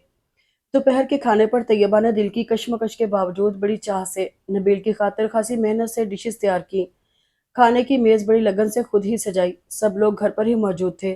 अब एक डाइनिंग रूम में वो तनहा ही खड़ी थी कि नबील आधम के सजी सजाई टेबल पर निगाह डालकर वो तैयबा से मुखातिब हुए। तैयबा, क्या आप समझती हैं कि खादमाओं वाली ये अंदाज इख्तियार करके आप मेरा दिल जीत लेंगी? मुझे आपके हाथ के बने हुए खानों से कोई दिलचस्पी नहीं। मैं ऐसे होटल्स में खाने खा चुका हूँ कि इनका आप तसव्वुर भी नहीं कर सकती। मुझे तो जिंदगी गुजारने के लिए एक मुतहर्रिक साथी चाहिए, जिंदा दिलो दिमाग, जिसके कह कहों से मेरे घर की रौनक में इजाफा हो। समझी? खानादारी के मुजाहरों से आप घर वालों का दिल जीत सकती हैं, मेरा नहीं। और सोच लीजिए कि आपको किसकी ज़रूरत है, मेरी या बाकी मांदा अफराद की। अभी वो जाने क्या क्या कहते कि महरीन और कामी और इफ़ी अंदर दाखिल हुए। शाम 5 बजे वो तैयार थी और आईना देखते हुए उसे अपने आप से ही शर्म आ रही थी। ब्राय नाम आस्तीनों वाला छोटा सा ब्लाउज, नहायत कीमती धनक रंगों वाली नफीस सी साड़ी, बालों की सेटिंग और मेकअप नबील एक ब्यूटी पार्लर से करा लाए थे। जेवरात का इंतखाब खुद उन्होंने ही किया था और अब उसे अपने सामने खड़ा किए उसका आखिरी तनकीदी जायजा ले रहे थे। खिलाफे तवक्को नरम सी आवाज ने तैयबा को चौंका दिया। मैं चाहता हूँ आज की महफिल तुम मिसेस नबील की हैसियत से अपने ही नाम करवा लो। मैंने वाकई एक हीरा अपने लिए मुंतखब किया है। नबील ने प्यार के ढेरों रंग समेटती आंखें उस पर मरकूज करते हुए कहा। तो तैयबा के दिल में कुछ खुशगवार धड़कनें शोर करने लगी। उसके हाथों में हाथ डाले गुनगुनाते मुस्कुराते वो बाहर आ गए। इस तकरीब में नबील के दोस्तों और उनकी बेगमात ने उसे लेडी ऑफ द इवनिंग का खिताब दे डाला। चारों तरफ से तारीफी और तौसीफी नजरें उस पर जमी थी और तैयबा की रूह किसी बोझ तले दबी जा रही थी। उसका वजूद नजरों के उन तीरों से छलनी हुआ जा रहा था। उसकी झुकी झुकी नजरें उठ ही न रही थीं। एएसपी समी आज की इस महफिल के मेजबान थे और जब वो बार बार उसकी अहवाल पुरसी को उसके करीब चले आते तो तैयबा का दिल चाहता कि इन इनायात की दुनिया से कहीं दूर भाग जाए। शौकत भी मौजूद थे, लेकिन रूठे रूठे उखड़े उखड़े। उससे बहुत दूर लॉन के दूसरे कोने में खड़े नबील से महवे गुफ्तगू थे। थोड़ी देर में लोग एक एक करके अंदर जाने लगे तो नबील उसके करीब आए। तैयब, दोस्तों को कुछ हल्ला गुल्ला करने का शौक हो रहा है, आओ तुम भी मेरे साथ फ्लोर पर। तो तैयबा ने आंखें फाड़कर नबील की तरफ देखा। उठो ना, क्या मतलब? तैयबा की गुटी गुटी आवाज ने नबील का मूड खराब कर दिया। आसान लफ्जों में यही कह सकता हूँ कि डांसिंग फ्लोर पर चलो, यानी कि मैं रक्स करूँ। कमाल है, आप जानबूझकर ये सब कह रहे हैं। आई एम सॉरी नबील, मैं तो इसकी अबजद से भी वाकिफ नहीं हूँ। मैं कहता हूँ कि अंदर चलो, नबील ने सख्त लहजे में कहा। तो वो उठ खड़ी हुई। अंदर से ऑर्केस्ट्रा पर तेज पॉप म्यूजिक की आवाज उसके कानों में भी आ रही थी। लॉन सुनसान हो चुका था। सब लोग अंदर जा चुके थे। अंदर हॉल में मेजों पर बैठे पीने पिलाने का शुगल करने वालों को देखकर उसके होश उड़ गए। पैमानों में भरा जाने वाला सयाल उसने पहले कभी न देखा था। सुना तो जरूर था, बेफिक्रे लोग लड़कियों के साथ बैठे कह कहे लगाते हुए जाने किस दुनिया में गुम थे। शौकत एक मेज पर तनहा बैठे थे। नबील उस तरफ ही आए। तैयबा की पेशानी पसीने से तर थी। वो बार बार दस्ती रुमाल से अपना चेहरा साफ कर रही थी। नबील ने बैठते ही शौकत को इशारा किया। चलो यार, दोस्ती का एक और साल बखैर खूबी गुजर जाने की खुशी में। बर्फ की छोटी छोटी डलियां ग्लास में डालते हुए शौकत ने बोतल ग्लास में उंडेली और तैयबा का दम घुट सा गया। नबील और शौकत के ग्लास टकराए और दोनों ही पीने लगे। उफ, तो क्या नबील शराब पीते हैं? रंज की शिद्दत में तैयबा ने आंखें बंद कर ली। नबील की आवाज पर उसने आंखें खोली तो एक ग्लास उसके सामने भी रखा। लो ना तैयबा, तुम भी पियो। ये सब क्या है नबील? शरबत अंगूर है जाने मन। बिनते अनब से तुम्हें भी नफरत नहीं करना चाहिए। नबील ने ग्लास उसकी तरफ बढ़ाया तो वो यूं परे हटी गोया इलेक्ट्रिक शॉक लगा हो। शौकत, यार पैमाना खाली नहीं होना चाहिए। नबील का लहजा बदला बदला सा था। तैयब तो बदनसीब हो जो इस जायके से महरूम हो। नबील शायद नशे में ही बोल रहा था। ये खुशनसीबी आप ही को मुबारक, उसने गुस्से में खोलते हुए कहा। इतने में एक लड़की उनके करीब आई। हेलो नबील, तुम यहाँ क्या कर रहे हो? उधर ऊपर चलो ना। उसने डांसिंग फ्लोर की तरफ इशारा किया और नबील किसी मामूल की तरह उसके हाथ में हाथ डाले चले गए। शौकत ने उसकी तरफ देखा। देखें, آج اس دن کی خوشی میں ہم پرانی رنجش کو بھول سکتے ہیں۔ آئیے نا ہم بھی اس ہجوم میں کھو جائیں۔ نبیل اس سے بیگانہ ہو کر یوں گئے تھے جیسے وہ یہاں موجود ہی نہ ہو۔ اسے یوں لگا جیسے بھیڑیوں کے چنگل میں ہو اور ہر طرف جان جانے کا خطرہ ہو۔ شوکت نے اس کا ہاتھ تھام کر اسے کھینچا۔ چلیے نا، انہوں نے پھر کہا۔ طیبہ نے خشمگی نگاہوں سے اسے گھورا۔ مسٹر شوکت، میرا ہاتھ چھوڑ دیجئے۔ کیسے چھوڑ دوں یہ ہاتھ؟ ایک مدت سے خواہش تھی اس ہاتھ کو تھامنے کی۔ طیبہ، چھوڑ دو، دقیانوسی سوچے۔ مسٹر شوکت، آپ اپنی حد میں رہیے۔ شوکت ہنسے۔ نبیل کو دیکھیے کہاں گم ہے وہ۔ اس نے سامنے نظر ڈالی۔ نبیل اس لڑکی کے ساتھ رقص کر رہے تھے۔ اس کی کمر میں ہاتھ ڈالے طیبہ کے دل پر چھریاں سی چل گئیں۔ شوکت نے اپنی دانست میں لوہا گرم دیکھ کر چوٹ لگائی۔ آپ کو بھی زندگی سے اپنا حق وصول کرنے میں دیر نہیں کرنا چاہیے۔ اس طوفان رنگ و بو میں کسی کو ہوش ہی نہ تھا۔ طیبہ طریقہ فرار ڈھونڈ رہی تھی۔ اس کے چہرے پر ہوائیاں اڑ رہی تھی۔ کیسے نجات پائے وہ؟ خدایا، کس جرم کی پاداش میں ان شیطانوں میں آ پھنسی۔ خدایا، تو ہی مددگار ہے میرے مالک۔ اپنے آپ کو بے بس محسوس کرتے ہوئے اس کی آنکھوں میں آنسو آنے لگے، لیکن یہ رونے کا وقت نہیں تھا۔ آپ ان حسین لمحات کو غارت کر رہی ہیں۔ اگر رقص نہیں کرنا چاہتی تو چلے اس کمرے میں بیٹھ کر باتیں کرتے ہیں ہم دونوں۔ شوکت نے سامنے کے ایک کمرے کی طرف اشارہ کیا تو طیبہ کی آنکھوں میں خون اتر آیا۔ شوکت کی آنکھوں سے خباثت ٹپکتی ہوئی دکھائی دی۔ اس نے پوری قوت صرف کر کے اپنا ہاتھ چھڑایا اور تابڑ توڑ 1 2 3 4 تھپڑ شوکت کے منہ پر جڑ دیے۔ ذلیل کمینے، تمہاری یہ جرت! اب تک میں نے تمہیں نبیل کا دوست سمجھ کر برداشت کیا ہے۔ آج جبکہ نبیل ہی میرا دوست نہیں رہا، میں تم پر 1000 بار لعنت بھیجتی ہوں۔ خبردار جو مجھ سے بات کرنے کی بھی جرت کی۔ کیا سمجھا ہے تم نے مجھے؟ مجھے معلوم نہ تھا کہ آج میں کسی کے گھر نہیں بلکہ ایک قہبہ خانے میں جا رہی ہوں۔ یہ قانون کے محافظ کا گھر ہے، جہاں پر قانون کی دھجیاں اڑائی جا رہی ہیں۔ اپنے دوست سے کہہ دینا میں اس کی زندگی سے ہمیشہ کے لیے دور جا رہی ہوں۔ اس کی اور میری منزل جدا جدا ہے۔ وہ اندھا دھند باہر کی طرف دوڑی، کوئی اس کے پیچھے نہ آیا۔ وہ اندھا دھند باہر کی طرف دوڑی، کوئی اس کے پیچھے نہ آیا۔ اس کا دماغ چکرا رہا تھا۔ دور سے آتی ہوئی ٹیکسی کو ہاتھ کے اشارے سے روکا اور اندر بیٹھ کر گھر کا ایڈریس بتاتے ہی دنیا مافیا سے بے خبر ہو گئی۔ وہ چند منٹوں بعد خودوائی علاج کے سامنے تھی اور اس کی روح پر ایسی گھٹن طاری تھی جس کا کوئی علاج اسے فی الحال نظر نہ آ رہا تھا۔ وہ اپنے کمرے میں آئی تو شہرین نے اسے اندر داخل ہوتے دیکھ لیا اور اس کے پیچھے پیچھے چلی آئی۔ نبیل بھائی کہاں ہیں؟ آپ تنہا کیوں آئی ہیں؟ اس نے شہرین کی طرف اجنبی نگاہوں سے دیکھا اور خاموش بیٹھی رہی۔ اس کا یہ انداز شہرین کے لیے باعث حیرت تھا۔ بھابی کیا ہوا؟ کچھ نہیں، کچھ بھی نہیں۔ لیکن بھیا کہاں ہیں؟ میری طبیعت خراب ہو گئی تھی اس لیے چلی آئی۔ نبیل تو اپنی خوشیوں کے ہجوم میں کھوئے تھے، انہیں میرے آنے کا پتہ ہی نہ چلا۔ وہ بن پیے بہکی بہکی لگ رہی تھی، گریا سے اس کی آنکھیں سرخ تھیں۔ اس نے اپنی آنکھیں بند کر لیں اور بیڈ پر دراز ہو گئی۔ شہرین کچھ دیر تو حیران سی کھڑی رہی، پھر اس نے طیبہ کے سینڈل اتارے اور اس کے پاؤں سہلانے لگی۔ ایئر کنڈیشن آن کیا اور طیبہ پر ٹھنڈک کا احساس ہوتے ہی غنودگی سی چھا گئی۔ بہت تھک گئی تھی وہ، آبلہ پا تھی، شکست خوردہ تھی، لیکن انسان بھی تھی جسے کانٹوں کے بستر پر بھی نیند آ جاتی ہے۔ شہرین الجھی الجھی سی اپنے کمرے میں آ گئی۔ رات کے جانے کس پہر اس نے ہڑبڑا کر آنکھیں کھول دی۔ کسی نے بے دردی سے اسے جھنجھوڑ ڈالا تھا۔ کس آس میں یہاں میں خواب ہوں، دور ہو جاؤ میری نظروں سے۔ نبیل نے اسے بازو سے پکڑ کر اٹھا دیا۔ 2 منٹ تک تو وہ خاموش ہی رہی۔ نیند میں ڈوبا اس کا دماغ جب کچھ سوچنے کے قابل ہوا تو قبل اس کی کہ وہ جواب دیتی، نبیل نے پھر کہا، تم نے سنا نہیں؟ اٹھو یہاں سے، سونے دو مجھے۔ طیبہ کا جلتا ہوا ذہن بھڑک اٹھا۔ بس شوق تشریف رکھیے۔ مجھے بھی آپ جیسے انسان سے رابطہ رکھنے کا کوئی شوق نہیں۔ میرا آپ کا روحانی ناتا آج سے ختم۔ میرا ایمان ہے کہ لڑکی کی شادی صرف ایک بار ہوتی ہے، سو اس کے تحت اس دہلیز سے جدا ہو کر اپنے والدین کو کوئی غم دوں گی، لیکن میں آپ کو یہ بتا دوں کہ مجھے آپ سے کوئی دلچسپی نہیں۔ اس گھر میں اپنے مقام کے تعین کے لیے صبح میں ابا حضور سے بات کروں گی۔ خبردار جو تم نے ایک لفظ بھی کہا، جانتی ہو کہ اس کا انجام کیا ہوگا؟ جانتی ہوں، لیکن مجھے اپنا کردار آج بھی عزیز ہے اور کل بھی رہے گا۔ آپ کو اپنی روش بدلنا ہوگی۔ روش تو تم بدلو گی، میں تمہارا شوہر ہوں، میں مرد ہوں جسے عورتوں کا سردار بنایا گیا ہے۔ میں آپ کے کردار پر چلنا تو درکنار، اسے دور سے دیکھنا بھی گوارا نہیں کرتی۔ میری قسمت میں یہی کچھ تھا، باخدا مجھے میرے حال پر چھوڑ دیجئے۔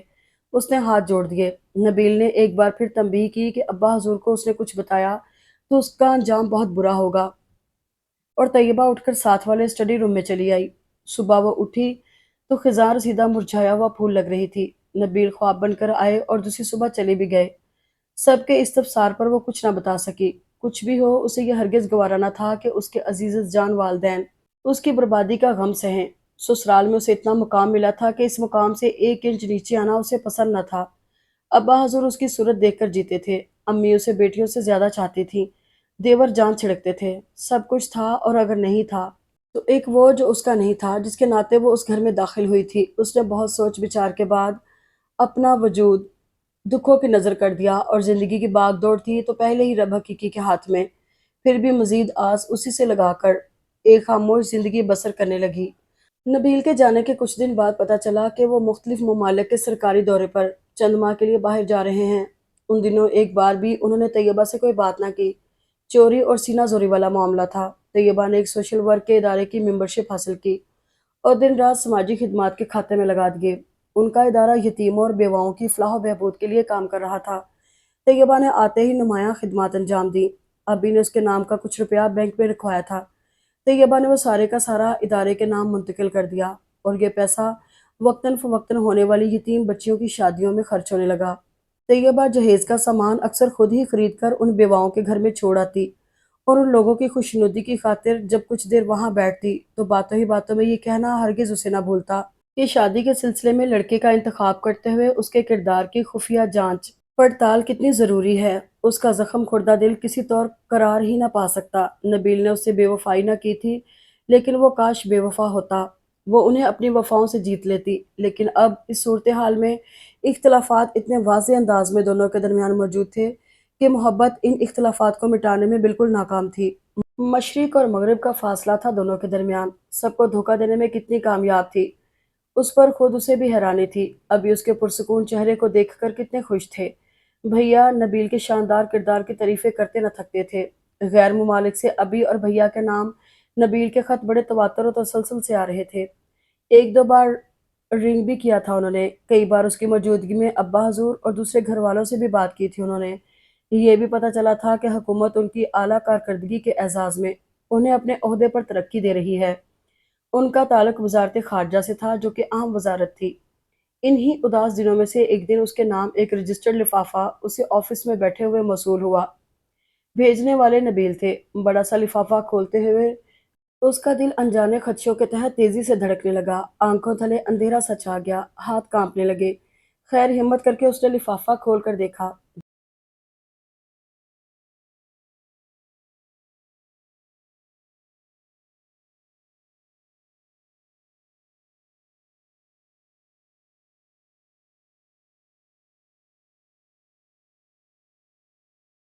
اسے جلانے کو نبیل کو اس نے اپنا سمجھنا چھوڑ دیا تھا، لیکن جانے کیوں ایک لڑکی کے ساتھ اس قدر بے تکلفانہ انداز میں کھڑا دیکھ کر محرومیوں کے احساس نے اسے گھیر لیا۔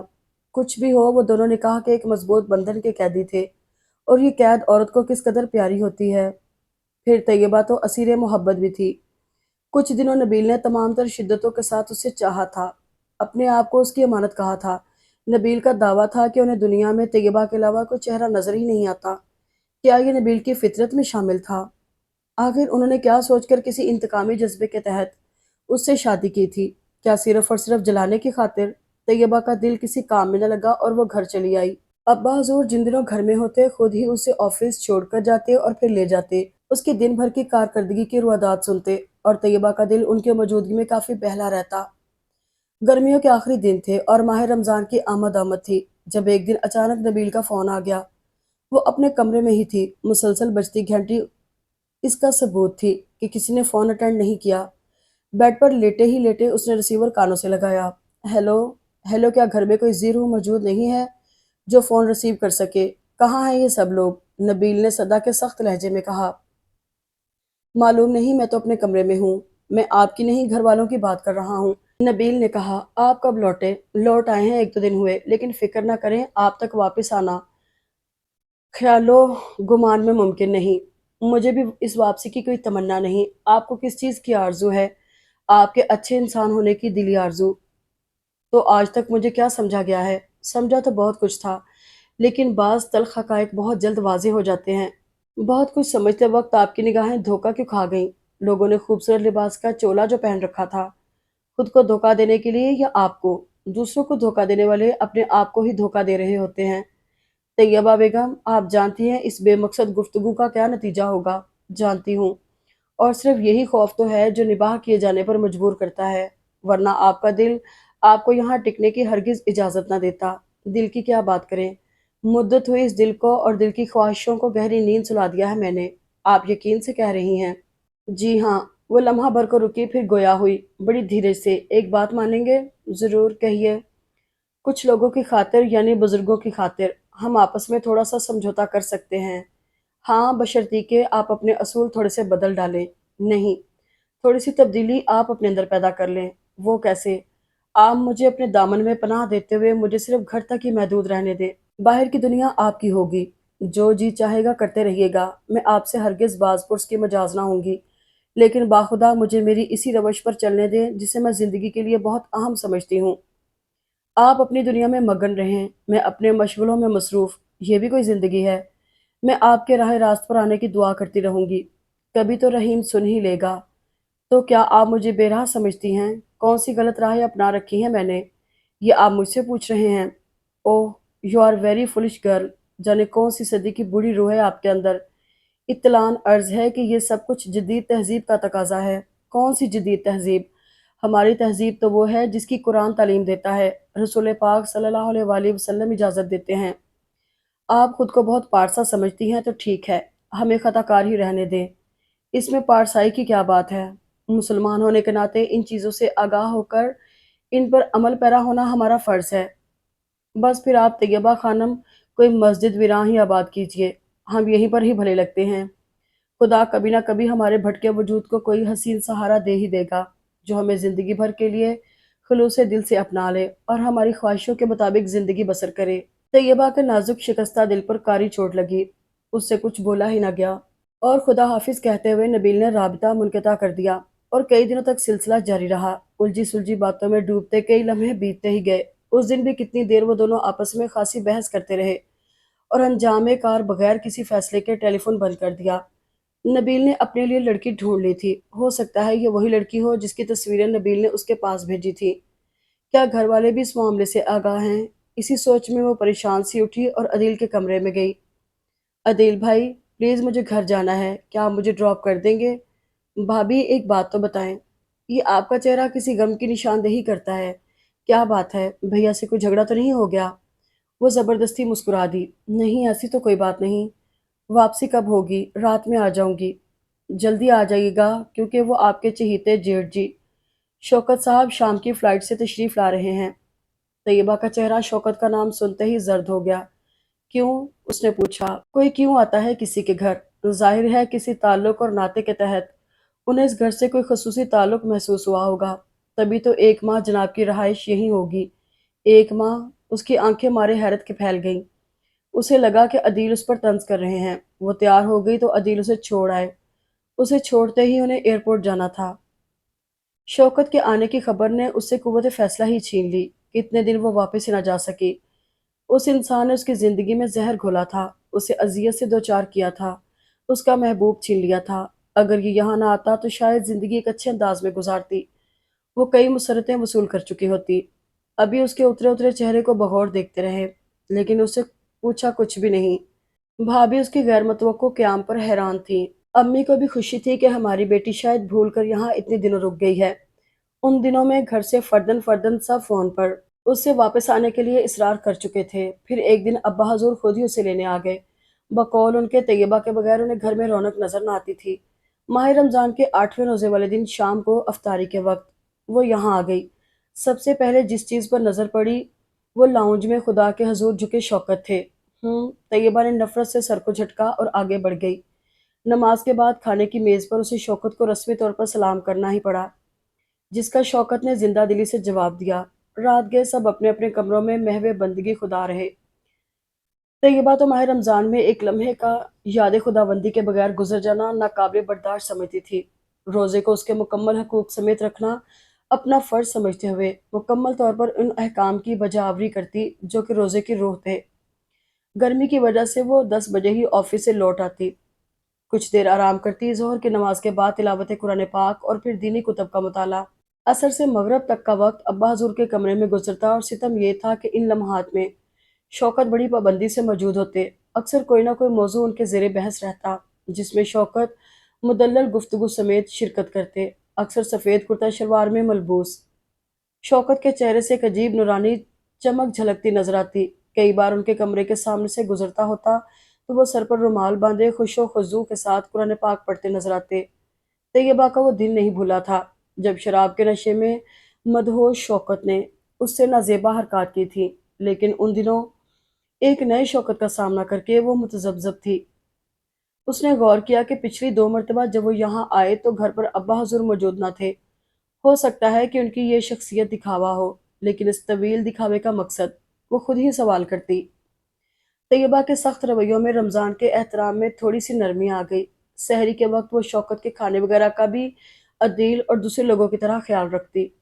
कभी कभार दूध का गिलास देने उनके कमरे में भी चली जाती। अफ्तारी के वक्त खासा हल्ला गुल्ला होता तो वो अब्बा हजूर के साथ शौकत को भी खुसूसी तौर पर शरबत का जग दे आती। प्लेटों में रखते हुए उसे शौकत का ख्याल बहुत जल्द आता। गैर महसूस तरीके से उसे पिछले नारवा रवैये भूलते जा रहे थे। और तो और एक दिन जब 10 बजे के करीब वो ऑफिस उसे लेने चले आए तो उसने कोई एतराज़ न किया और खामोशी से उनके साथ चली आई।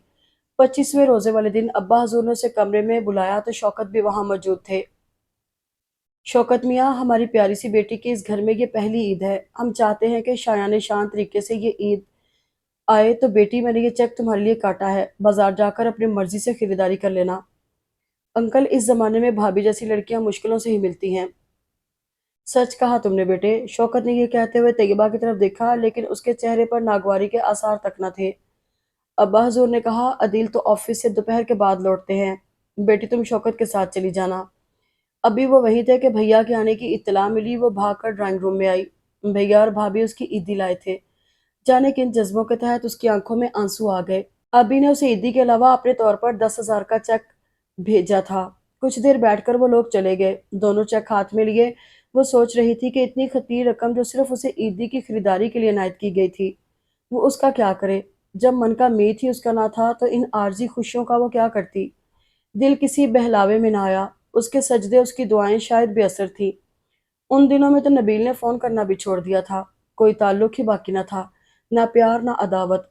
तैयबा का दिल उन आखिरी दिनों में इतना बेकरार था, इतना बेचैन था कि उड़कर नबील के पास जाने को बेताब था। वो खुद को सब कुछ होते हुए भी तन्हा महसूस करती। उसकी तड़प उन मछलियों जैसी थी जिन्हें मौजों ने एक बार उसके सामने साहिल की तपती रेत पर ला डाला था। ए काश प्यार की कोई भूली भटकी मौज उसे भी नबील के प्यार के समंदर में दोबारा ले जाती। लेकिन कहाँ। फासले गैर महसूस तरीके पर इस कदर बढ़ गए थे कि मिटते नजर ही ना आते थे। और उस दिन नबील कह रहे थे कि ईद के बाद एक और वजूद का इस घर में इजाफा हो जाएगा। ये ख्याल सुहाने रूह बन गया। शौकत उसका इंतजार करते करते तंग आकर उसके कमरे की तरफ आए तो नबील की तस्वीर पर चेहरा टिकाए सिसक रही थी। उनके कदमों की आहट पर चौंक उठी और एकदम अपने आंसू पोंछने लगी। ये गिरियाजारी किस सिलसिले में? शौकत अनजान बने उससे पूछ रहे थे। तैयबा ने शिकवा के ना आंखें उन पर ही मरकूज कर दी। वही तो उनकी तबाहियों के जिम्मेदार थे। चलिए भाभी, ईद की तैयारियां करते खासा वक्त लगेगा और आज तो हम भी आपकी पसंद पर कुछ अपने लिए खरीदेंगे। तैयबा ने उनके चेहरे की तरफ देखा और चौंक गई। उनके चेहरे से झलकते तासुरात एक अजीब प्यार भरा मंजर पेश कर रहे थे। उनकी आंखों में चमक थी, लेकिन ऐसी चमक जो उसने सिर्फ अपने भैया की आंखों में अपने लिए देखी थी। इस तब्दीली पर वो हैरान थी, लेकिन इस्तफसार की जुर्रत न थी उसमें। सबसे पहले उसने चेक कैश कराए, फिर गाड़ी में आ बैठी। शौकत अगली सीट पर बैठे व्यू मिरर में उसके अफसुर्दा चेहरे को देख रहे थे। वो सोचों में गुम थी। इलाही, जो लोग तुझसे ताल्लुक़ जोड़ लें, अलम नसीब क्यों हो जाते हैं? क्या जहाँ की खुशियाँ सिर्फ उनके लिए वक्फ़ हैं जो तुझसे दूर रहें? तेरी रहमतों से ना आशना है। खुदाया, मुझे सुकून दे। कहाँ से मिलेगा सुकून? बाज़ार में किसी दुकान से? हरगिज़ नहीं खुदाया, मुझ पर रहम कर। फिर उसे ख्याल आया, उसने एक जगह पढ़ा था, खल्क़े खुदा पर रहम करो, खुदा तुम पर रहम करेगा। सुकून दिल खिदमत इंसानियत में है। तब एक रोशनी का झमाका सा हुआ। आज इस रकम को एक ज़रूरतमंद के हवाले करके शायद उसे सुकून मिल सके। 2-4 दिन कबल एक बेवा खातून उसके पास आई थी, जिस पर 3 जवान बेटियों का बोझ था। गरीब की जवानी भी उसके लिए अजाब होती है। जहेज़ मुयस्सर ना होने पर उसकी 2 बेटियों की शादी रुकी हुई थी। इदारे के पास उन दिनों रकम ही न थी। طیبہ نے اس کا ایڈریس لے لیا تھا کہ جب کبھی وہ کچھ دینے کے قابل ہوئے اسے مطلع کر دیں گے۔ طیبہ نے پرس سے وہ ایڈریس نکالا اور شوکت کو اس طرف چلنے کو کہا۔ کچی آبادی کے اس نشیبی علاقے میں ان کی گاڑی ایک بوسیدہ سے مکان کے سامنے رکی تو اس گلی کے سارے بچے گاڑی کے گرد جمع ہو گئے، اور جب 30,000 کی خطیر رقم اس نے اس غریب عورت کے حوالے کر دی تو نہ صرف اس بوسیدہ گھر والے بے ہوش ہوتے ہوتے بچے، شوکت بھی ایک ٹک اسے دیکھتے رہے۔ تشکر اور رشک کے ملے جلے جذبوں سمیت وہ لوگ طیبہ کے آگے پیچھے جا رہے تھے، احسان مندی کا اظہار کر رہے تھے، لیکن طیبہ نے یہ بات ختم کر دی۔ خاتون، میں نے یہ سب صرف اللہ کی خوشنودی حاصل کرنے کو کیا ہے۔ اتنی شکر گزاری کر کے آپ مجھ سے اس کا اجر چھین رہی ہیں۔ شوکت صاحب، اس معاملے سے متعلق آپ کسی سے بات نہیں کریں گے۔ گاڑی میں بیٹھتے ہوئے اس نے اتنا کہا اور خاموش ہو گئی۔ اس دن کے بعد وہ باہر گئی ہی نہیں۔ عید سے ایک دن پہلے 29ویں روزے والے دن شہرین اور مہرین کو کچھ خریداری کرنا تھی۔ ان کے اصرار پر وہ ان کے ساتھ چلی گئی۔ شرجیل صبح آیا تھا 5-6 دن کی چھٹی پر۔ کامران اور عفان بھی ساتھ تھے۔ گاڑی میں بھر کر وہ سب لوگ بازار گئے، ایک ڈپارٹمنٹل سٹور پر جہاں رنگ برنگی خوبصورت سی چوڑیاں بھی تھیں۔ لڑکیوں نے اپنے لیے چوڑیاں پسند کی تو اسے بھی کہا، لیکن وہ چپ چاپ کھڑی رہی۔ کریم کلر کے ہلکے پھلکے سوٹ میں اس کا اداس اور پریشان وجود بہت بھلا لگ رہا تھا۔ وہ حسرت سے ان جوڑوں کو دیکھ رہی تھی جو عید کی آخری خریداری کے لیے بازار آئے ہوئے تھے۔ اس کے من کا میت اس سے کتنا دور اور کتنا بے خبر تھا۔ یہ بات ذہن میں آتے ہی ایک آہ اس کے لبوں پر آ گئی۔ نم ہوتی آنکھوں کو اس نے دوپٹے کے آنچل سے صاف کر لیا۔ پچھلی چاند رات اسے یاد آ گئی جب نبیل ان کے گھر آئے تھے۔ شوق و انبساط کی دنیا دل میں بسائے، جتنی دیر وہاں بیٹھے اسے تکتے ہی رہے تھے۔ آج وہ کسے چاند رات کی مبارک دے گی؟ کسے؟ کون اس کے سونے دل کو آباد کرے گا؟ سارا وقت وہ کھوئی کھوئی رہی۔ شرجیل کی خوبصورت شرارتیں اسے مسکرانے پر مجبور نہ کر سکیں۔ گھر آتے آتے شام ہو گئی۔ سب لوگ لان میں کھڑے عید کا چاند دیکھ رہے تھے۔ گیٹ کی طرف پشت کیے کریم کلر کے سوٹ میں ملبوس ایک ہستی کو طیبہ نے دور سے ہی پہچان لیا۔ شوکت بھی ان کے قریب کھڑے تھے۔ وہ گاڑی سے اترتے ہی اندر چلی گئی۔ اس میں ہمت نہیں تھی کہ نارمل انداز میں نبیل کا سامنا کرتی، اور جس راز کو اس نے سب سے چھپا کر رکھا تھا پل بھر میں عیاں ہو جاتا۔ چاند نظر آ گیا تھا۔ باہر ایک شور مچ گیا تھا۔ بچوں نے گھر سر پر اٹھا رکھا تھا۔ روزہ افطار کرتے ہی طیبہ سجدے میں گری، زاروں قطار رو رہی تھی۔ الہی، میرا بھرم رکھ لے، مجھے امتحان سے بچا لے، کل کا دن سکون سے گزر جائے۔ نماز پڑھ کر وہ باہر آئی۔ ابا حضور اور امی کو مبارکباد دی۔ شہرین اور مہرین نے گلے مل کر گرم جوشی سے مبارکباد دی۔ شرجیل نے اسے کندھوں سے تھام لیا۔ بڑی بھابھی ہونے کے ناطے زبردست قسم کی عیدی کے لیے تیار رہیے گا۔ کامی اور افی نے بھی تائید کی۔ سب ہنستے مسکراتے گپ شپ کرتے رہے، تبھی عدیل اندر آئے۔ بھابھی، آپ بھیا کے ساتھ نہیں گئیں؟ کہاں گئے ہیں وہ؟ طیبہ نے ڈوبے ہوئے لہجے میں پوچھا۔ شوکت بھائی اور وہ آپ کے گھر گئے ہیں مبارک دینے۔ طیبہ کو عجیب سا احساس ہوا، میری خوشیوں سے انجان، میرے وجود سے بے خبر، میرے گھر والوں کو آخر کس مغالطے میں ڈالنے گئے ہیں؟ نبیل کی اس مکاری پر اس کا دل جل اٹھا۔ رات گئے نبیل کا لاشعوری طور پر انتظار کرتے کرتے اسے نیند آ گئی۔ حسب معمول 4 بجے سے پہلے ہی اس کی آنکھ کھل گئی۔ اس نے ادھر ادھر کمرے میں دیکھا، لیکن نبیل تو کہیں نہ تھے۔ اٹھ کر ٹیوب لائٹ آن کرتے ہوئے اس نے بیڈ کے قریب آ کر سائڈ ٹیبل کی دراز کھولی۔ رات ایک کتاب کا مطالعہ کرتے کرتے وہ سو گئی تھی۔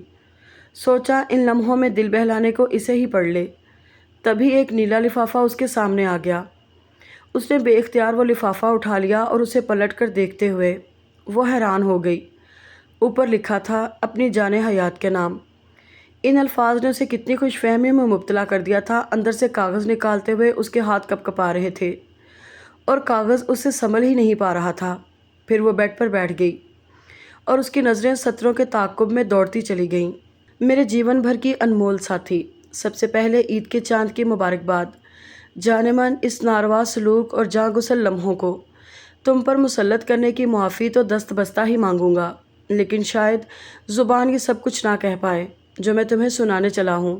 پیاری طیبہ، یہ سچ ہے کہ یونیورسٹی میں ہم 7 لوگوں کا گروپ، جس میں سمی اور شوکت بھی شامل ہیں، لوگوں کے لیے ایک مثال بن کر رہ گیا تھا۔ ہمارے گروپ میں صرف شوکت اپنی کلاس کی ایک لڑکی روبینہ اعظم سے محبت کرتا تھا۔ ہم باقی ماندہ افراد کی نظر میں دوران تعلیم محبت لغویات کے علاوہ کچھ نہ تھی۔ شوکت اپنے اس افیئر میں بری طرح الجھا ہوا تھا۔ روبینہ کی وفاؤں پر اسے ناز تھا۔ محبت کا یہ کھیل اس حد تک بڑھا کہ دونوں کی منگنی ہو گئی۔ روبینہ اعظم کا تعلق بھی کراچی سے تھا۔ دونوں کے خاندان ایک دوسرے کو اچھی طرح جانتے تھے۔ منگنی کے بعد دونوں آزادانہ ملتے جلتے، سیر و تفریح کرتے، کلب کی تقریبات میں حصہ لیتے، حتیٰ کہ شوکت کے دوستوں سے بھی روبینہ کی بے تکلفی قائم ہو گئی۔ انہی دنوں شوکت کا چچا زاد بھائی، جو لندن میں بزنس کی وجہ سے سیٹل تھا، پاکستان آیا تو اس کا بھی روبینہ سے تعارف ہو گیا۔ قدیر شوکت کا اچھا دوست بھی تھا۔ شوکت نے روبینہ اور قدیر کے بڑھتے ہوئے تعلقات کا جائزہ محبت کی نگاہ سے ہی لیا۔ شوکت روبینہ کو اپنی کائنات ہی سمجھتا رہا اور روبینہ کا دل قدیر نے جیت لیا۔ شاید وہ شوکت سے زیادہ دولت مند اور خوبصورت تھا۔ معاملہ یہاں تک بڑھا کہ چند ماہ میں ہی قدیر اور روبینہ کی شادی ہو گئی اور وہ لندن کی طرف پرواز کر گئی۔ شوکت کو اس غم نے قریب المرگ کر دیا۔ ایک لڑکی نے 3 سال اسے اپنی محبت کے جھوٹے جال میں پھنسائے رکھا اور جب چھوڑنے پر آئی تو اس کی طرف مڑ کر دیکھا بھی نہیں۔ اس واقعے نے اسے عورت ذات سے ہی متنفر کر دیا۔ ہم دوست شروع دن سے ہی اس کی اس محبت کے خلاف تھے، کیونکہ روبینہ پڑھی لکھی ہونے کے باوجود ایک سطحی لڑکی تھی، جبکہ شوکت کا خیال تھا کہ دنیا میں ہر عورت ہی مکار ہے، لالچی ہے۔ محبت کا اعلیٰ عرفہ جذبہ اس صنف کو چھو کر ہی نہیں گیا۔ میرا جواب تھا کہ تمہارا انتخاب غلط تھا، ورنہ دنیا میں اچھی لڑکیوں کی کمی نہیں ہے۔ اس نے میری بات تسلیم نہ کی اور میں نے اسے چیلنج کر دیا۔ گو میں نے اس نظریے سے تمہیں منتخب نہ کیا تھا، تم پہلی نظر میں ہی مجھ پر آشکار ہو گئیں، تو میں نے تمہیں اپنا شریک حیات منتخب کرنے کا فیصلہ کر لیا۔ طیبہ پیاری، تمہارا کردار، تمہاری پاک بازی، عبادت گزاری، تمہاری شرم و حیا، تمہاری سادگی، سب کچھ میرے دل میں اترتے چلے گئے۔ حقیقی رنگ میں بس شادی کے شروع کے 20 دن ہی گزرے اور اس کے بعد آزمائش کا دور شروع ہو گیا۔ یہ آزمائش صرف تمہاری ہی آزمائش نہ تھی، بلکہ پوری صنف نازک کا امتحان تھا، جس میں نمائندگی تمہارے حصے میں آئی تھی۔ ابتدائیہ جاوید ہاشمی کے گھر کی دعوت تھی۔ میں نے سوچا تھا کہ اگر شوکت کے آنے پر میں ایک دم بدل جاؤں تو ضرور تمہیں اس منصوبے کا شک ہو جائے گا۔ اس منصوبے میں ہم سب لوگ ہی شامل تھے۔ اف، اب سوچتا ہوں کہ آزمائشوں کی کڑی مسافتوں میں تمہارے تنہا نازک وجود پر اتنے دکھ میں نے کس طرح ڈال دیے، اتنے ستم کیوں کر لیے۔ شوکت نے اپنے ترکش کے سارے تیر تم پر چلا لیے اور ایک وقفہ دینے کی خاطر واپس چلا گیا۔ پھر 25 جون کو، جو واقعی ہماری تجدید محبت کا دن تھا، ایک بار پھر تم نشانہ ستم بن گئی۔ جانے من، وہ ASP سمیع اللہ کا گھر نہ تھا، شہر کا ایک معروف کلب تھا جو انتظامیہ کی نظروں سے چھپا عیاشی اور فحاشی کا اڈہ بنا ہوا تھا۔ خفیہ طور پر اطلاعات موصول ہونے پر سمیع نے چھاپا مارا تھا اور کئی سرکردہ نام نہاد شریف النفس شخصیات قانون کے ہاتھ آ گئی تھیں۔ دوستی کی سالگرہ کے ساتھ سمیع کو جو اعزاز ملا تھا، اس کی خوشی میں اس شام ہم نے اسی کلب میں جشن منانے کا فیصلہ کیا۔ جانے من، بے شک وہ بوتلیں شراب کی ہی تھیں، لیکن ان میں بھرا ہوا سیال صرف کوکا کولا ہی تھا۔